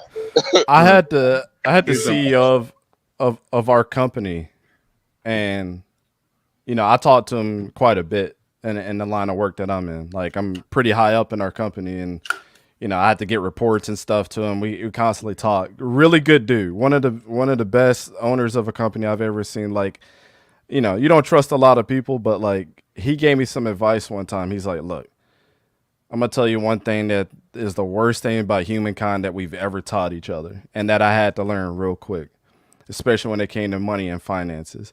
He said, we always teach ourselves and teach our kids and everything that, like, like the constant thing, like with the toddlers, you got the oven open and you're like, don't touch it, it's hot.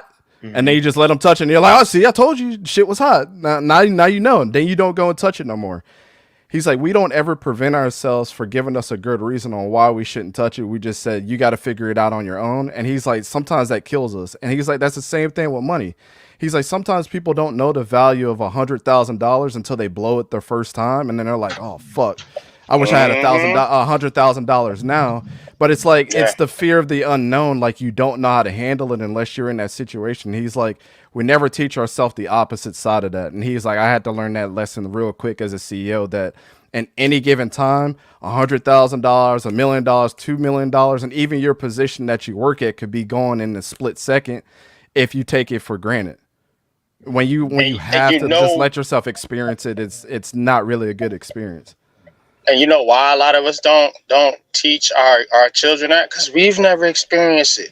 With a lot of these parents, they've been broke all their lives. You know what I'm saying? A lot of these parents, they've been struggling all their lives. They don't know what the hell $100,000 looks like. So when your child gets it, you're like, oh shit.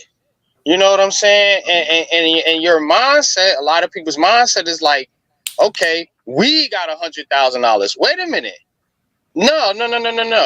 He worked for that shit. He's the one putting in the work, not you. You know what I mean? And so that's what happens a lot of times with our people.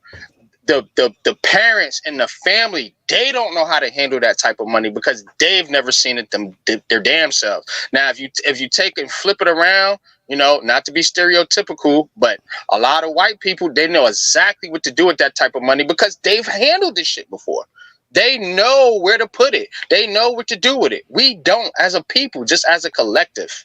I see it too many times to know. And it's not science ain't exact. It's not, black and white. There's a lot of successful black people that do things the right way. But as far as like me and Dante talking about kids that come from the inner city, man, most of us don't know, bro. I'll tell you, NYG, like, I think all of us up here can experience it. And it's not a stereotypical thing. I'm biracial and both my sides are like this. I always say my white side is like my black side. They're, obviously my dad's white and he got with a black chick. He's damn near white, or damn near black. It is what it is. But like the way that we were taught situations, and even in black culture, is like, if you got it, spend it, because you don't know if you're going to be here tomorrow, which is not necessarily the right standpoint. How many times have you gone on vacation with your family and you're just like, man, I got it. Might as well just go enjoy it for these next 5 days and get out the house. And then you come back after vacation and it don't feel that right when you look at that bank account. Like that's just how we live. Like, everything is like, yeah, we work to have fun, or, we work to get to that next level. But at the end of the day, the white family, to be real, the ones that are out there, they got a bunch of money. And I learned this firsthand from banking, bro. Somebody called and was like, I got a $3 fee for a bank statement. Now I'm gonna need that back home. And it's like, it's $3, whatever. But that's the difference. Is like that $3 that would come out of our bank account, we'd be like, whatever, we need a bank account. It is what it is. I understand. But if it don't make sense to them, they have to know why it doesn't make sense. And they got the plan. They will suffer through it until they're like, I could pay for my mortgage and everybody's expenses for a full year before we take a vacation. We don't have that mindset for whatever reason. It's like, I don't know why it's not programmed like that, but that's just how the African American family lives, man. You're going into the cultural aspect, which opens up even more, because now things have changed. Whether you say it's progressively changed for the better or for the worse, the point being is there was a time where Black families was not economically in the situations that we are now. And I'm not saying we're rich and we're rich off, but we are much better than we were in the 1960s, in the 1940s, Factual. in the 1920s. And understanding money is generationally taught. Period. I don't know about that, Coach, and the only reason I don't know about that, and I'm gonna probably sound stupid because I'm really not from your era, but what my dad and what my uncles and them told me was that Black people were thriving back before the civil rights movement because they had their own businesses, they had their own hospitals, they had their own schools and different things like that. You know why? Because we had our own communities, and they were solely our own communities, because at that time we were segregated. It's only when we got integrated that Black people started getting on welfare, started getting on unemployment. You know what I'm saying? Start relying more on the government, and start moving to, because you got to remember, in the South, the Great Migration, a lot of Black people moved to the North because they didn't want to deal with the racism in the South. And when they moved to the North, guess what? They had to move into hoods and ghettos. You know what I'm saying? Because that's what was available. You know what I mean? And you had to get a job, and you had to go work for somebody. You didn't have your own farmland. You gave away your land. You gave away your businesses and all that because they couldn't afford it because of taxes. When taxes came and they start taxing everything, a lot of Black people, a lot of Black business owners couldn't afford the taxes to keep their businesses alive. You know what I mean? That's just what I was told. You know, now obviously you from that era, you can give me a lot more insight on that, but that's just what I was told. I think I was told we was better off, actually, financially speaking. Now, maybe if socially speaking, maybe you're right, but financially speaking, Black people were better off back then. I say somewhere, and I'll leave it like that because it depends on where you're at. Because yeah, you're right. There were some, because you're talking about like Black Tulsa in situations like that, and then back in the days in the Harlem Renaissance. Yes, you're right. But there were also a lot of Black folks who didn't have the economics because they throughout their history, they Shit, come Coach, I'm in Virginia. My people, most of my people from VA, and they told me it was like that in Virginia. So I don't know. What I'm saying is, I mean, I don't know. Throughout the history of my family, what I've learned, you know, we didn't have money as a whole. You know, we were all right. We improved, but yeah, there was a point in time where my family, going all the way back to the turn of the from the 1800s into the 1900s, they didn't have money. Some of them were sharecroppers. So I guess it depends on your situation, because in my family, you know, we had to learn for the most part. And my mother still tried to teach me when I was 17, 18, 19, with her working in accounting for a Fortune 500 company. And, you know, it didn't stick with me, but others it did stick with in my family. And it was only until I had a child and I started having to really make money to take care of a family where I learned the true value of money and the importance of money. So, but I guess it's each situation then, because everyone's situation is different. Like you said, your family's situation is different from mine. So, you're right, Coach. And I would never try to, tell somebody, about their history about that situation. I just want what I really want to do, and the reason I talk like this, I talk like this a lot, not a lot on stream because it's a sensitive subject to a lot of people, but I want people, especially Black people, to get out of the mindset of being a victim.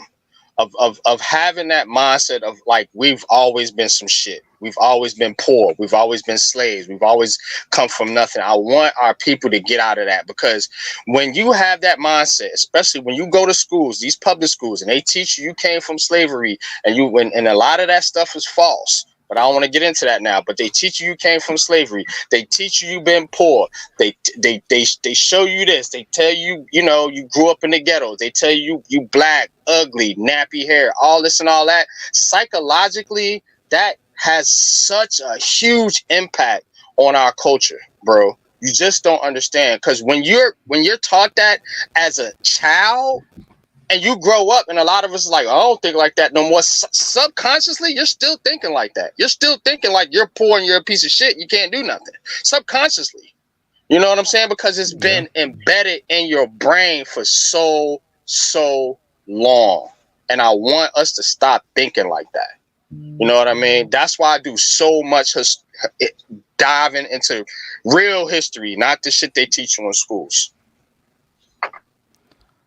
Yeah, man. I mean, you bring up a good point. I mean, like on my side, I've always tried to change the narrative about, especially growing up in Baltimore. If I say that to just a random person, they automatically turn their nose up. You know what I'm saying? Like, this dude ain't nothing but a troublemaker. You know what I'm saying? Right. And shit like that. But then it's like when you find out that, like, I'm a manager in IT that came from Baltimore, I ain't got a college degree and none of that shit. Then it's just like, then they start asking themselves questions like, how the fuck did you make it out of there? Blah, blah, blah, blah, blah. Like it was some goddamn war zone or something. Like, bro, I was cool with everybody on the block. I might have acted, well, what people will say is like, I guess you acted white to get out of there. I'm like, nah, man, it's just, you play the game however you got to play the game of life. You know what I'm saying? Like, but whatever impact that you have on people, you can't really control that shit at the end of the day. Like, you just got to move how you think is right. And as long as you're a good person, I said, the people that put me in a position, especially NYG, what you're saying, like the people that put me in a position, the reason why I got promoted, I had 3 different bosses. All of them were white dudes. They promoted me over other people to get to where I was at. And a lot of times it's like that. Mm-hmm. I ain't got nothing bad to say about them. I wasn't an ass kisser. It was just, I understand that I got to put my head down, show up for my 8 hours, clock in, not be late, do the normal shit that people should be doing. The people that are combative to that stuff just don't work in corporate America, because you got to follow the rules, man. You know what I'm saying? I can't go at work and have my hair all kinds of different colors and with grills in my mouth and all kinds of that street shit. Like, I knew that I wanted to be successful and that I knew what I had to do to get there. And I didn't have to ask Kiss why I did it. It was just hard work, put my nose down and follow the rules of the company. But think about like, if you're a business, if you're running a business too, not to cut you, but you got to understand too, you want shit a certain way. I know I'm a business owner. Facts. About to start another business. You know what I'm saying? And shit's got to be done a certain way. I don't give a damn about your feelings. I don't give a damn about your color, your skin, your religion, your race, and none of that. I'm hiring you to get your job done, bro. Like, you know what I'm saying? Well, that's like on my side with East Coast Gridiron, man. Like, we're LLC. When we go on and do media events, I told these dummies, I said, I had to call them dummies, but this is my crew, but they're hilarious. But I had to tell them, they act like a bunch of dummies sometimes. I had to, I'm like, when we go to media events, you putting a polo on that's got the logo, you're wearing khakis and black shoes. That's what we doing. We got a brand to represent. You ain't going to be out stealing players for 50 minutes and not caring about everybody else that's in line trying to interview them. You want to make sure that you got a good impression all the way time, because you represent my company. If you don't want to represent this company, Facts. you could try to go do this on your Ounce. own. I'm the one that presents the opportunities and give you the opportunities. But if you don't want to take that and wear khakis, bro, then keep it pushing. You know what I'm saying? Like it is what it Facts. is. But you got to play the game of life, man. It's a game at the end of the day. It's like being on the Monopoly board. Just is what it is. People got to move the way that they got to move. Look, life is, coach, life is like a football game. It's like a chess match. And that's really all it boils down to, man. Understand the rules of the game. Hey, you want to be out in the streets, you want to be a pimp, understand the rules of the games that you're playing with, baby. If you're in corporate America, understand the rules of the game that you're playing with, baby. It don't change. Hey, I ain't running mesh on cover 3. You got me fucked up. hey, yo, coach, man. Hey, yo, I took your. And what you gonna do about it, Pretty Tony? There's rules to this shit. You know what I'm saying? Exactly. We can handle this like adult. We could get into some gangster shit. Yeah. Exactly. That's my shit. You know where that's from, right? But that's the Mac. But that's no, exactly.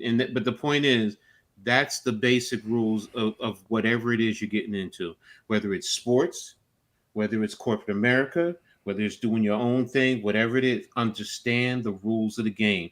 Plain and simple. If you're playing sports, understand the rules of the game. If you're on a football team, if you're going to a college, what are the rules? And that's the problem with some kids going into these colleges, to bring everything back to that. They have these fantasies because, yes, we spoke about families, parents, whatever. Yeah, you have the school saying this and this, but then you have the family. Yep. And guess what? It doesn't start in high school. It starts at the youth level. It starts at the youth level, and that's where they get it, and it's been ingrained in their head, and this is where it is. And sometimes the fantasies and the delusions come into play instead of, that's why guys like Coach Dante will be real with these kids. He'll tell them the truth. Look, bro, this is what I'm saying. X, Y, Z. Look, you need your ass to get into the weight room if you want to sit here and play at the FBS level, man.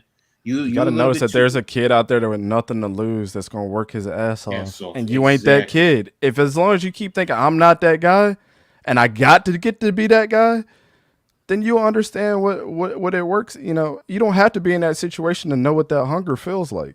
Exactly. And that's rules of the game, plain and simple. Whatever it is, doesn't matter. And that's life, plain and simple. I'll put it like this, Coach. Like, I noticed one thing when I got into the content creation game, I fucked up, man. I fucked up hard because I got a tough exterior.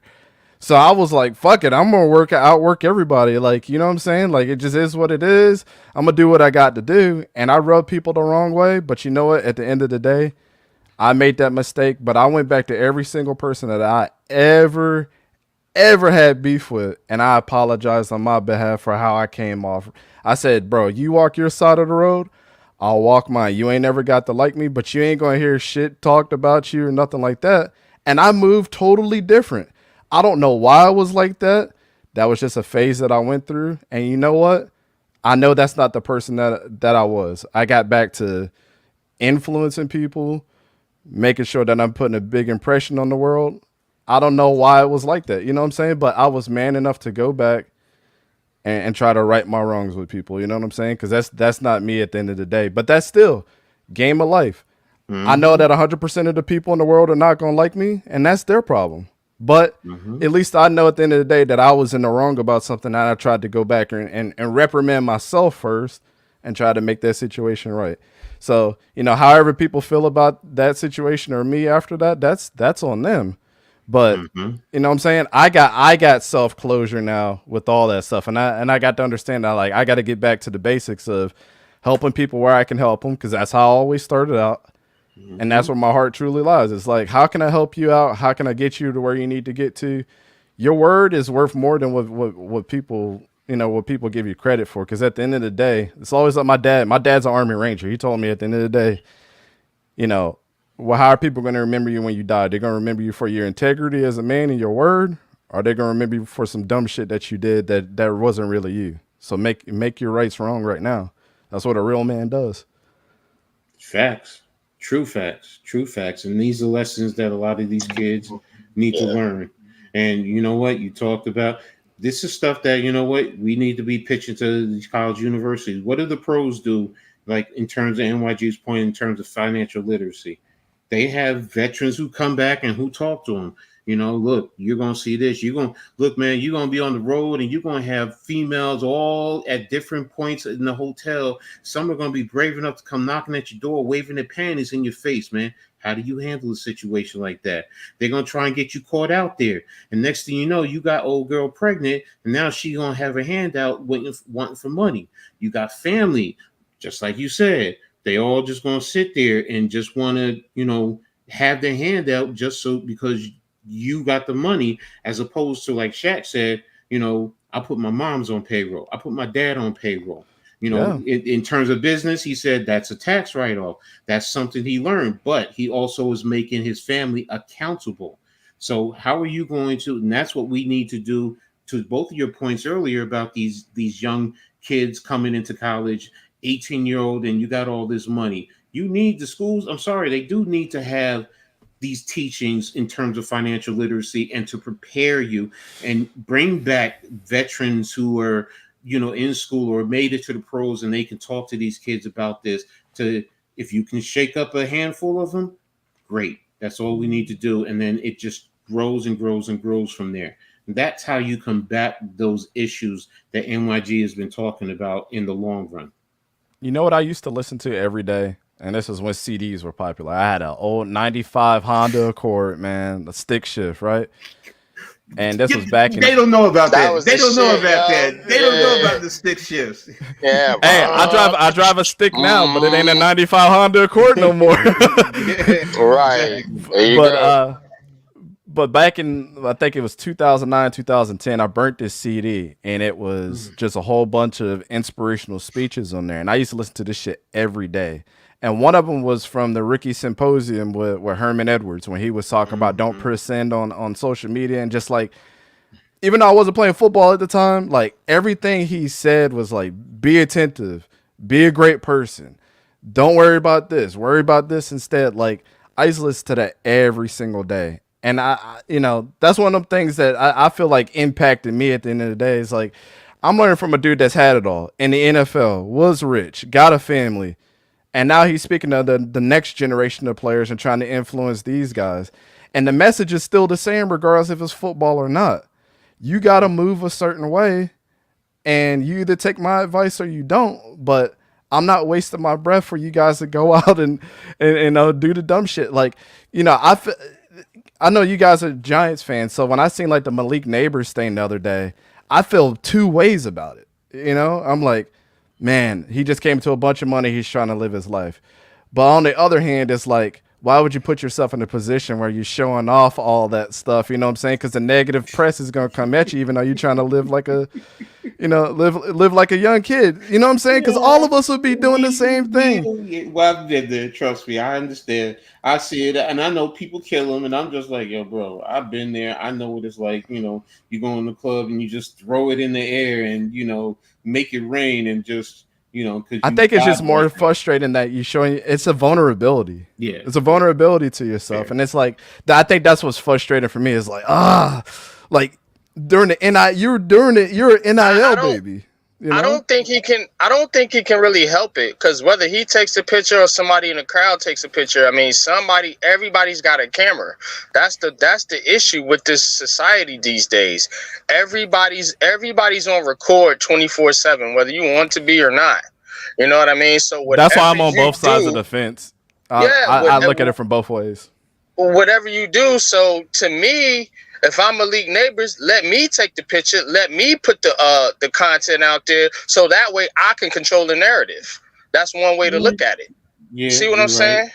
Yeah. But like you said, NYG, I mean, this if somebody else posts a picture, they're gonna put a caption on it. They're gonna paint it out like you doing whatever. You know what I mean? And that you don't know the timestamp. Like, it's what I was telling my buddy the other day about that same thing. I was like, dude, I feel both ways about it. Like, I'm kind of in the middle. Like, you know what I'm saying? Like, I understand it, and then on the other side, I'm the political side of it. But whatever. But I said the one thing that's the most frustrating is nobody ever puts out the timestamp on when this happened. What if it was 9 o'clock at night, well beyond 12 o'clock midnight, and he's just hanging out with a bunch of his buddies, and he was in bed by 11:30 that night? You don't know the full picture. You know what I'm saying? Like, that doesn't look so bad compared to just the action of him doing what he was doing. Now, if he was responsible and then the next day he got up and went to his workout and everything, nobody would say shit. We'd all be like, he's just being a young kid living his life, but he was back at work the next day doing what he was doing. He got home before 12 o'clock. What's the rule, man? Nothing good ever happens after 12 o'clock. But we don't know that. Nobody knows. So it's kind of like, yeah, you can have your feelings, but I think I'm man enough to know, like, you don't crucify the kid for being a young guy, you know, at the end of the day. Come on, we've all been there. We've all been there to a certain extent. Yeah, you know, look, man, like I said, I've been in my thing was girls. That was my biggest thing. It had nothing to do with strip clubs. It had nothing to do with big cars, like having the fancy clothes. My thing was when, you know, being a quarterback and stuff. I mean, I'm a light skinned dude. Girls just flock at you. You know what I'm saying? Like I like to be a mysterious type of guy. You know what I'm saying? They come out of nowhere like, hey, who's that guy? But that was my thing when I was younger. Was just like having a bunch of girls, and I'm like, I don't know how to prevent this. My dad's like the player type. He's like, hey, do what you got to do. Knock them down one by one like dominoes. And I'm like, this ain't the way to move, dog. Yeah, right. Nah, I get you, but yeah, that's life though. We've all had our experiences. You know, NYG's heard a lot of my stories in life, and you know, look, I mean, hell, I'm 57 years old, bro. I mean, shit. You know, the things that I've been through in life. You know, it's, you know, I'm thankful my daughters didn't run into a dude like me. So I'm like, okay, you know, so I sit there, I'm like, oh my gosh, I hope she don't find a man like me, you know. But you know, when I'm saying when I was their age, but you know, you also learn from those mistakes or whatever, life lessons. I don't want to say mistakes, life lessons, because everything is a life lesson, good and bad. So you know, and you know, you just take it and you.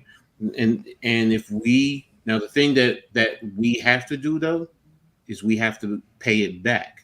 So you know, like you're doing a great thing, Dante, and taking these kids and you going over their film. You know, like I told NYG, I've been talked to about coming on coaching staffs and doing things, and I've been considering it. And there's kids that I talk to and I help mentor, and former players who I help them mentor them with their kids and situations, and even coaches. One of my former assistants got a head coaching job, and he's talking to me, and it's but it's a matter of paying it back, and just helping them as best you can. All you can do is the knowledge to keep it to myself. Exactly. I can't play no more, you know what I'm saying? Or like just even in my personal life, like the IT world, like I have people that join my team all the time. They're like, dude, you've been spitting game at me and making sure that I'm good. Why you do that? You could keep it for yourself and be the superstar. I'm like, dude, as a team, things get accomplished way faster than if I was to fucking do it myself. And when we all accomplish it, I still look good at the end of the day as your manager. Mm-hmm. So why does it matter? Let's go. Let's do this. And that's the thing. That's paying it back, and that's what's most important. And look, back to what NYG said about financial literacy. To a certain extent, I don't want to say we are obligated, but we need to make sure we at least get one. Just hit one person. If you can hit one person, that person can then hit one person. It'll trickle around. It'll trickle down. And that's what's most important. Like NYG, you said with your son. Your son is, focusing on this. Well, guess where he learned that from? From you.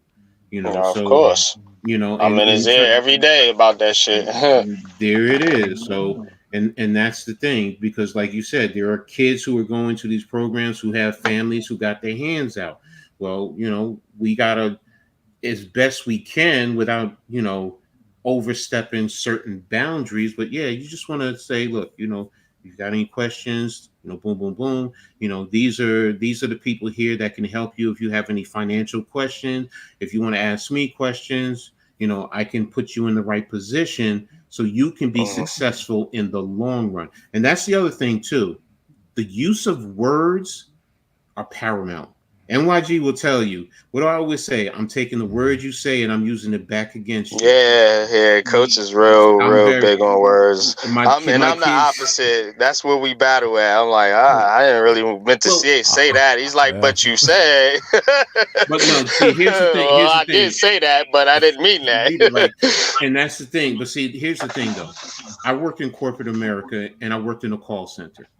So they didn't see my face, they didn't see my body, so they can't pick up on certain signals. That's how I started out before I got where I was, man. Exactly. Your words, your tone, and the way you enunciate, all of that. And it doesn't matter whether you, for somebody from the block or you were a Fortune 500 CEO, still how you present your words are more powerful than you realize. And that's the thing that, you know what, you also can draw people in. Like, NYG, I see people who said, like last night, yo, coach is really on fire, blah, blah, blah, because of the way I was saying certain things. Some of it was vulgar, but some of it was enunciated and presented in a certain manner. So that's also a big factor. Yeah, you're real good with words, coach. I give it to you. No, what I say, my daughters always tell me I'm Captain Literal.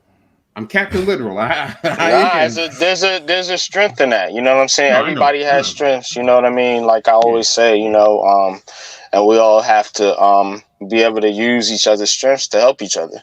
You know what I'm saying? Because I'm gonna be honest with you. I know my strengths and weaknesses. I'm not good with words at all. You know what I'm saying? I would say some shit and you'd be like, what? I'm like, nah. But you know what I'm saying? But I'm intelligent. I'm not an idiot. You know what I mean? It's just some people are more, like you said, they pronounce words better and speak better, and are better in public speaking situations. You know what I'm saying? I've just never been one of those people. I think one of the things that I learned, like, especially from coaching, and I do this with my wife, man. I do this same exact thing with my wife. She used to coach field hockey. Like, she was an All-American field hockey player at Syracuse. Like, so she knows firsthand, like, high-level sports and what to do. So, like, when me and her talk to each other, it's like, you might not like what I had to say, but I can promise you that there's going to be some positive out of the negative things that I'm going to say right now. But it's all about how you present it. We're so used to, as coaches, saying, well, if you do this, then this is going to happen. Or if you see this coverage, you can't run this type of play. We're so used to saying, like, what the negative thing is going to be so we can teach the positive thing how to get through it. It's like, why can't we treat every single talk like that? Like, we're so afraid to every time something comes up that we don't want to talk about our negative experiences with anything, when every negative experience always has a lesson at the end of it. I've not known one negative experience not to have something positive to come from it if you allow it to, right? It's like, well, if Afghanistan drops a bomb on Iran, then millions of people are going to die. But what if they don't drop the bomb and did this and talked instead? You know what I'm saying? There's always, and that's how me and my wife talk to each other. It's like, I got to tell you this. I blew all the money on this, and I didn't pay the power bill. But what I can tell you is I got a second account that I had a couple $100s in that I could pay the bill. So if the lights get cut off for an hour, and now you know why. But my delivery, my approach, I even treat my job like that. When something negative happens, it's like, look, this is what happened, but here's a solution to it. It's all about how you go through it, man. That's one thing that I learned as, like, coaching. It's like, we're always talking about the negatives and then how to deal with it in a positive way. Why can't I treat every single relationship, friendship, family advice, friend advice like that as well? We're so scared to say, oh, this is the thing that I've been with, because you never know how it's going to impact somebody else. It's just how you present, present that thing to them. So people can't be so sheltered, man. Everybody's going to deal with bad. You'll deal with more bad experiences than good experiences in your life. Like, straight up. I mean, if I could think about everything, it's probably like a 70-30, ratio. I dealt with 70% of negative shit in my life. The other 30%, super positive. But I don't appreciate the positive without the negative, man. You just don't. So I always tell my wife, on the scale of life, like those scales that are in like courts and stuff. You know what I'm saying? If you do one thing, it's weighing the other way. Always tell her. Justice. I kind of treat my life like that too, and I had to explain this to her. I was like, she'll ask me, "How you feeling today?" I'm feeling good. Then I know something bad is probably going to happen where it's going to tip it the other way. So I tell her, I said, I try to get my life where I'm like in a neutral state. Like I'm not overly happy and I'm not overly mad. I'm just like right in the middle. I'm content. If I go to sleep knowing that I was content every single day, my life goes so much smoother. So I try to find out how to balance my scales every single day. Because I had a coach that used to tell me positive brings positive. Well, yeah, but how can I appreciate the positive without the negative shit that's gonna come? Because if my life was positive all the time, and I think this is why some people get into a bad like mental state or like in depression. It's like their life goes so positive all the time, and that one bad thing happens, and they don't know how to deal with it. Yeah, because it's such a shock, like, oh my God. But that's now see, that's something that if you really look at life in a historical aspect, one of the greatest, and I have it sitting on my wall right here to my right, by Frederick Douglass. Without struggle, there can be no progress. So whenever you go through any type of struggles, understand eventually there's going to be some progress. You just have to wait for it. Or you have to, not wait for it, but you have to find it. You have to look for it and work to find the progress, the move forward. Look, I've been through so much struggle in my life. I know I'm still always going to struggle. Nothing is ever going to be easy. But then again, through that struggle, there's going to be some progress along the line. In football, you get your butt knocked on the ground. What do you got to do? Can't sit there and lie. You got to get your butt up so you can move on and move on to the next play. And that's life. Without struggle, without struggle, there can be no progress. So, and that's what we all have to. And if we just had that type of mindset, or people were taught that type of thinking, and they accepted it. That's the other factor. Sometimes we don't. We hear it, we understand it, we just don't accept it. They try to bury it and forget about it, and you can't. Yeah. No, you and a lot of people wait for things. They wait for this and they wait for that, and they hope on this and they wish on that, instead of actually going out there and doing what you can. You know what I'm saying? Making every minute of the day useful. You know what I'm saying? They live their life in disappointment. Like, that's how my life is sometimes. I'm like, you wanted me to do this thing, but I'm not like that. So if you don't tell me straight out, you know what I'm saying? It's like, then you're always going to be disappointed. And it's not the fact that I was not doing that thing you wanted me to do in a negative light. Like, maybe 5 things came up and I just forgot. But when you hold my feet to the fire and just get pissed off instead of us talking about it, then you make this one small thing. I used to tell my players this. I tell her the same thing. She hates when I say this. She'll be like, talk about some shit at work or something like that. It ain't really got nothing to do with anything. You're home now. You can forget about that. I always used to tell her, small things to a giant. This don't really matter in the grand scheme of things, to be honest with you. Like, you're at home now. We don't need to be talking about work. Let's eat dinner. Let's watch a movie. Cuddle up, and you know what I'm saying? And we can forget about all that shit, But it's like that small little thing, man, that just like ruins people's day. And like you said, NYG, it's just people live their life expecting something to happen, and it never happens. So then they're disappointed, not only with their life, but they're also disappointed with other people because they think that people are going to be a certain way, and everybody's different. Everybody's different. There's no, I really think that there's no other person out there that matches up with you 1-to-1. And if there is, maybe I'm just naive to the fact, but there's not. And you know what it is, and you know what else is true too? That person that does match up with you 1-to-1 or whatever is not the type of match that you're looking for. Because what we really need is I see God made this world. God made this world in polarity, meaning opposites attract. You don't need your exact. You need a sort of opposite, because what that person does well, we just talked about it. What that person does well, you're gonna lack, and what you do well, that person's gonna lack. so you complement each other. It's not a one-to-one type thing. You see what I'm saying? I think that's how me and my wife work for sure. Because she's the total opposite to me. But I could tell you, even though I don't like some of the things that she likes and she don't like some of the things that I like, I think like me and my wife been together almost 12 years. And it's like, I could tell her like, when we first met, I'm a totally different person. That's because you changed me in a positive way, and I've changed you in a positive way as well. Exactly. But it gave me a different perspective on how to look at things. Because if I was with somebody that felt, liked, did everything the same way I like doing it, I think a relationship with that person would be fucking boring as shit, to be completely honest with you. But with my wife, it's like, I appreciate the beauty in that. I appreciate the beauty in this. I appreciate the way that you went about that situation, because I would have went about it a different way. But now, like, she's a little bit more rough around the edges now, because she doesn't let people push her over like she probably used to in the past. And I'm a little bit more soft to some people in certain situations when I don't need to be so harsh.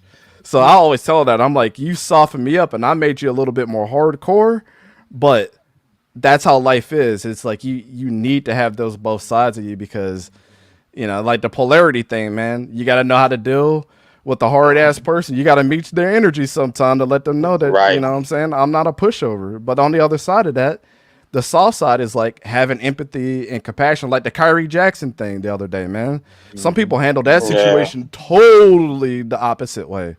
I don't have to know you to feel compassion that it was 3 young men that had promising careers. The guy didn't even start in the NFL, and feel a little bit sad about that. You know what I'm saying? I don't know. I didn't know him personally. I don't care what he did in his personal life, but it's a sad situation. So, you know, some people are just like, I don't care. I didn't really know him like that. It's like, bro, you can't be that rough around the edges all the time, man. Like, how are you getting through life like this?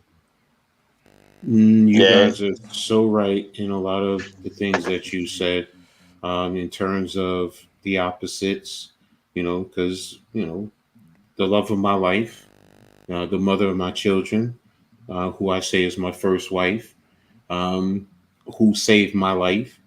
I always say she is my rib. She was my rib. She was my destined rib. And, you know, yes, that is a spiritual aspect. You know, she was made for me and I was made for her. We were the same. We really were the same, but we were also different. So, and, you know, it's like, it was so like our birthdays are 6 days apart. It's literally that aspect. But, you know, me, like if you saw us, when I first met her, I'm 285 pounds. She's 95 pounds. She's a little quiet thing. I'm, you know, a former football jock, you know, when I was in college, and, you know, that was my mentality. I was still childish. I was older than her, but she was still younger than me, but she was very mature for her age. And there were certain things that were a path that I was headed, where if it wasn't for our daughter, our first daughter, and her telling me, get your life in order or you're not going to see your child again. And she knew that right there, no matter what, would knock some sense into me, because I'm big on my children. I'm big on my family. That's just how I am. Being there, that's how I was raised. I can't not be around my children. That's just how I was. And she knocked. And when I literally, she's probably in my dad is a military guy. Used to whoop my ass as a kid. I wasn't afraid of my dad. And I'm like, Daddy, you gonna put a bullet in my head? Put a bullet in my head. But Cappy, man, that little girl, she scared the crap out of me. She definitely could scare the crap out of me. But she gave me balance. She brought me she gave me a different purpose to life. She helped me where I was headed, either to the grave or being locked up. And that was what I needed, you know. So when God finally took her home 15 years later, I was equipped to handle 3 daughters as a single parent and be there and do what I need to do. You know, was I tough with my girls? Yes. But if it wasn't for her giving me the balance that I needed, I wouldn't have been able to handle raising 3 daughters. I'll be honest with you, I wouldn't. But now, even my oldest to this day with my granddaughter, she'll tell anybody, my father's the only one who could really handle Skylar. She's the only one who really can, not her, not her father. If I pick up the phone and I'm like, Skylar, I'm disappointed in you. Skylar, don't let me come over there. And my granddaughter will get her act together. And that's because of Kathy. She gave me that balance to allow me to be able to get to this point in life, because it was needed for my daughters and now for my granddaughter. So to what you guys are saying, that balance is needed. Yeah, we all need it, men and women, or in your relationships, whoever you are dealing with, you need that balance. You don't want to have the same person, because you become robotic, you become boring. You want to have a little different flavor. And also on the other side of that, what I've learned with my wife too is like, it's good to have somebody on the opposite side of it instead of somebody that's so similar to you, because when the things that are bad, like let's say the way that you would treat somebody, right? If you were the similar person, they'd be like, yeah, fuck that person, blah, blah, blah, blah. But like somebody like my wife is like, I don't agree with the way that you went about that. I still love you, but I would have said it this way or dealt with that. You need to go apologize to that person. It's that aspect of me and her relationship that I love so much. Like at the beginning of everything, it's like you give me a different perspective of how to look at things, and that's beautiful. Because yes, there's different ways to solve a solution. It's like I used to tell a couple of my coworkers, I'm like, all right, so we're in this situation and we got to deal with this problem, and it's a big problem at work. But a lot of people are like, you got to put the square peg into the square hole. But I'm like, sometimes the square peg can go in the circle hole. Have we ever done that as a kid? Of course we have, because there's different ways to solve a solution.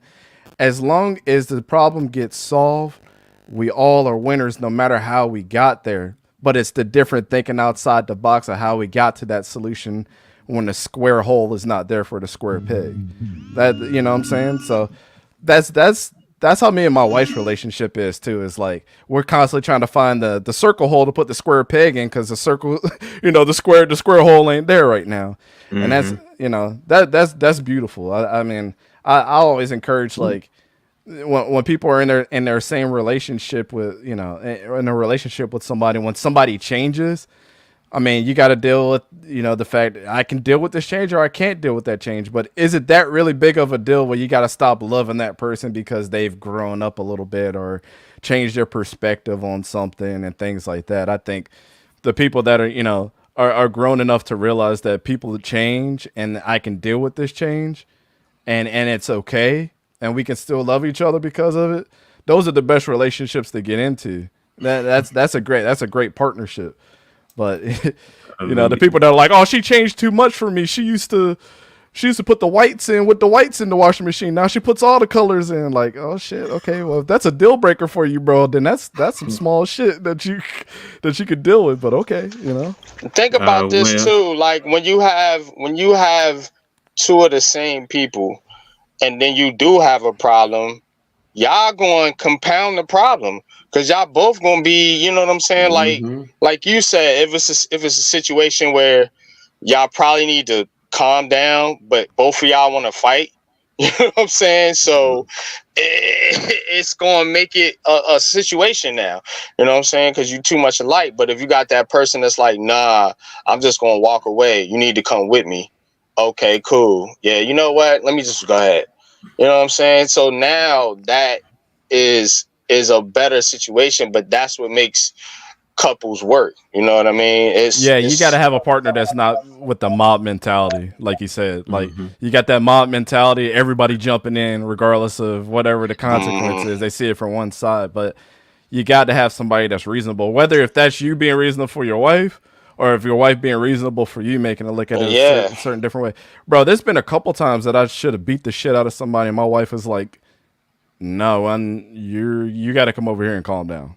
Like, it's okay. Like, let them do what they got to do. Like, you don't need to get thrown in jail tonight. You got too much riding on your shoulders right now. You're too important to me for me to see you behind bars. So I'm like, all right, snap me out of reality. Hey, Dante, I've worked jobs, man, and I would go into like I used to work for a moving company. I used to move appliances and hook up appliances. So Okay. we would go to a customer's house, and you know, we could always tell which one, because it'd be a man and a woman 9 times out of 10. Usually older people, and we could always tell which one was like the stickler that was going to be like the hard ass pause. You know what I'm saying? So, and it sometimes it be the man, sometimes it be the woman, and I remember a couple times, the woman would come back and be like, ignore him. My husband, he's an asshole. You gotta, Yeah, he's you an can't, asshole. you, Yeah. yeah, you can't worry about him. You Mhm. guys are doing a great job. Just don't worry about it. He's just an asshole. So, they would. So again, I always see that opposite dynamic, man. And it always seems to work, man. And these are people that have been together, 30, 40, 50 years. Facts. That's a great Mhm. example. I've Mhm. never not run into an old ass couple that's like that. You know what I'm saying? It's like, how long y'all been together? Oh, we've been together for 50, 60 years now. He's just being a dick. It's okay. Right. Ignore what he says. Yeah, bro. That if that doesn't prove anything right there, that opposites are probably the best way to go in your life. It's just like we all said at the end of the day, man. It's just a different way to look at things. Like opposites don't have to be anything negative. No. You know what I'm saying? People who are And afraid it ain't of gotta opposites. be. It ain't gotta be total opposite either. It's just. Exactly. It's just a vibe. You know what I'm saying? Like some people have more aggressive energy. I don't know how to explain it. Some people have, are more mellow or more calm in situations. You know what I mean? So, sometimes that's a dynamic that work. You know what I'm saying? Sometimes, like Coach pointed out, sometimes it's a bigger person and a smaller person dynamic, so that smaller first person feels protected, you know what I mean, or whatever. So sometimes it's that might be a situation, you know what I mean? So it's always different dynamics. It don't have to be, you have to be complete opposites to where y'all fighting all the time. Nobody wants that. But I can tell you that with my pets right now. I got a big ass pit bull and a small ass cat, and the cat bullies the shit out of the pit bull. You would think it'd be the opposite. Yeah, see what I'm saying? It's a different dynamic. It's like, damn, you getting bitched But it out by a little works. cat. You know what I'm saying? They all live together, and it somehow it works. Nobody kills each other. So Yeah, man. Hey, man, I'm gonna get out of here, Coach. Appreciate you bringing me on. We've been here it's almost 4 hours, man. Almost 4 hours, man. Yeah. I see it up on the top. Yeah. Hey, NYG, it was good talking to you, man. It's good talking to you. Yeah, man, you too, man. Most definitely, brother, man. Appreciate you, man. For sure. Yeah, my appreciate my you, DMs are always open, gentlemen. So if y'all ever need anything, y'all hit me up. We gonna talk because we got some college stuff to go over, man. Yes, Yeah, sir. definitely, man. Want to have Yes, you sir. want to have you on the show one time if you have a free Tuesday night. We'll have you on Heart of the City. That'll be dope.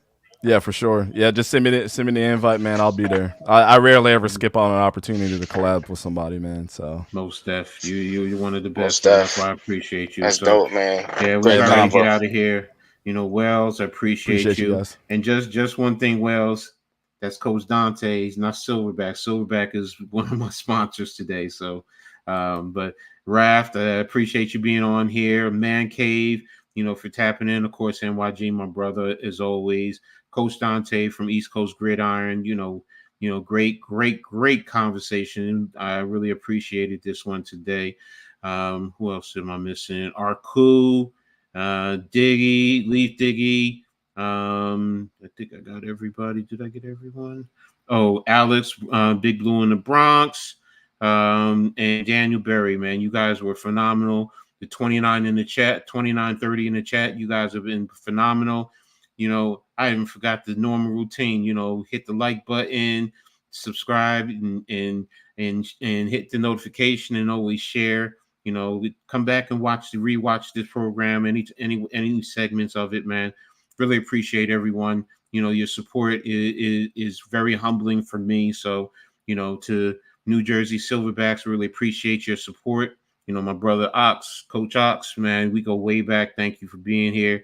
And everyone, great conversations, great contributions. And I hope, you know what, someone just got a message and it helps inspire them and helps them in their lives. Or, you know what, if you're feeling down, you're feeling a little bit better, be kind to this conversation, man, because we covered a lot today. But it was truly a blessing to have this conversation. So I'm very thankful for all of you guys. So NYG, you know, tell everybody what you got going on the rest of the week before we get out of here. Yeah, man, definitely appreciate you, Coach, man, for allowing me to come on the show. Definitely appreciate Coach Dante, man. Shout out to East Coast Gridiron. Hope to have you on this, the show soon. But yeah, catch me what I got coming up, Heart of the City, tomorrow night, Tuesday night. You already know what it is, 8:30 p.m. Blacktop Podcast, Friday, 7:30. And then Giants Conversation, going to be bringing that back probably in a week or so. Mm-hmm. And of course, I got my unpopular opinions, man. They've been dropping hot takes mm-hmm. all over the place, man. So go check those out, man, for sure, man. But appreciate y'all. Appreciate everybody in the chat, man. Definitely, man. This was great. This was a great stream. Definitely.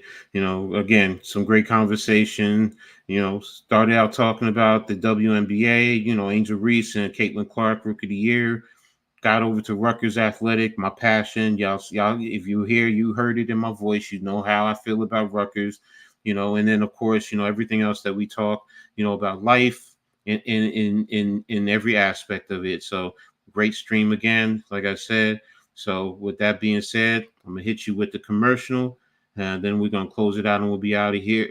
And I'll be here all week. You'll always be able to catch me all week, one way or another, whether it's on the Heart of the City, the Pick and Roll Podcast, Full Court Press, doing another episode of the Reading the Attack Sports Show, or doing on Saturday night the Halftime Coaching Adjustment Show. I'm always going to be here putting in the work for you guys, trying to content and looking to get into football and cover the X's and the O's, my specialty. But thanks again, everyone. I appreciate you all. Nothing but love and respect. So, and we're about ready to get out of here. So I'm going to hit you with the commercial, then we out.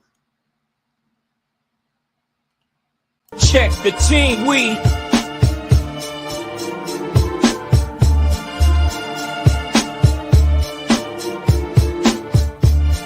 hit hard, grind tough, Silverbacks, yeah, we playing rough. Season's changing, we don't bluff. 24's our year, say enough's enough.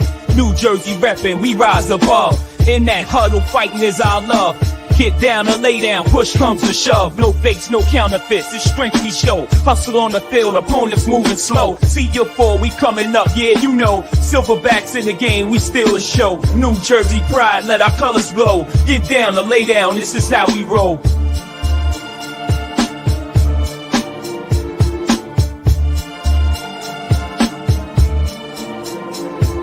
From Newark to Trenton, the crowd shouts loud. Gridiron King, standing tall and proud.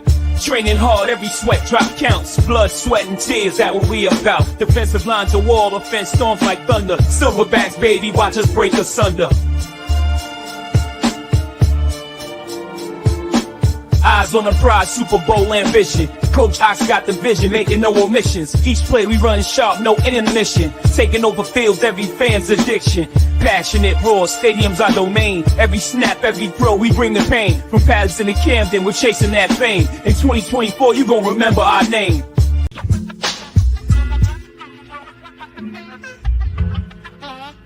Yo, it's Coach Ed. Got the insights, no boats. From the rookies in the youth leagues to the seasoned pros. Ladies ballin', fellas fighting all around the globe. Breaking it down dynamic. You know, tune in, listen up. Don't wanna miss the flow. It's Coach Ed Reading the Attack, the sports show. From the courts to the field, he's got the stats. Dropping knowledge is where the real fans at. So stand up, get ready for the play. Wave your arms in the air, let's hear you say. Coach Ed, our mentor on the mic. Breaking down the game, every highlight. Analyzing plays, court the turfs to like youth leagues, college dreams, pro spotlight. tackling the flats, defense or attack. He's got the vision, shows you where it's at. We grab the scoop, no stone left unturned. In Coach Ed's realm, the knowledge earned.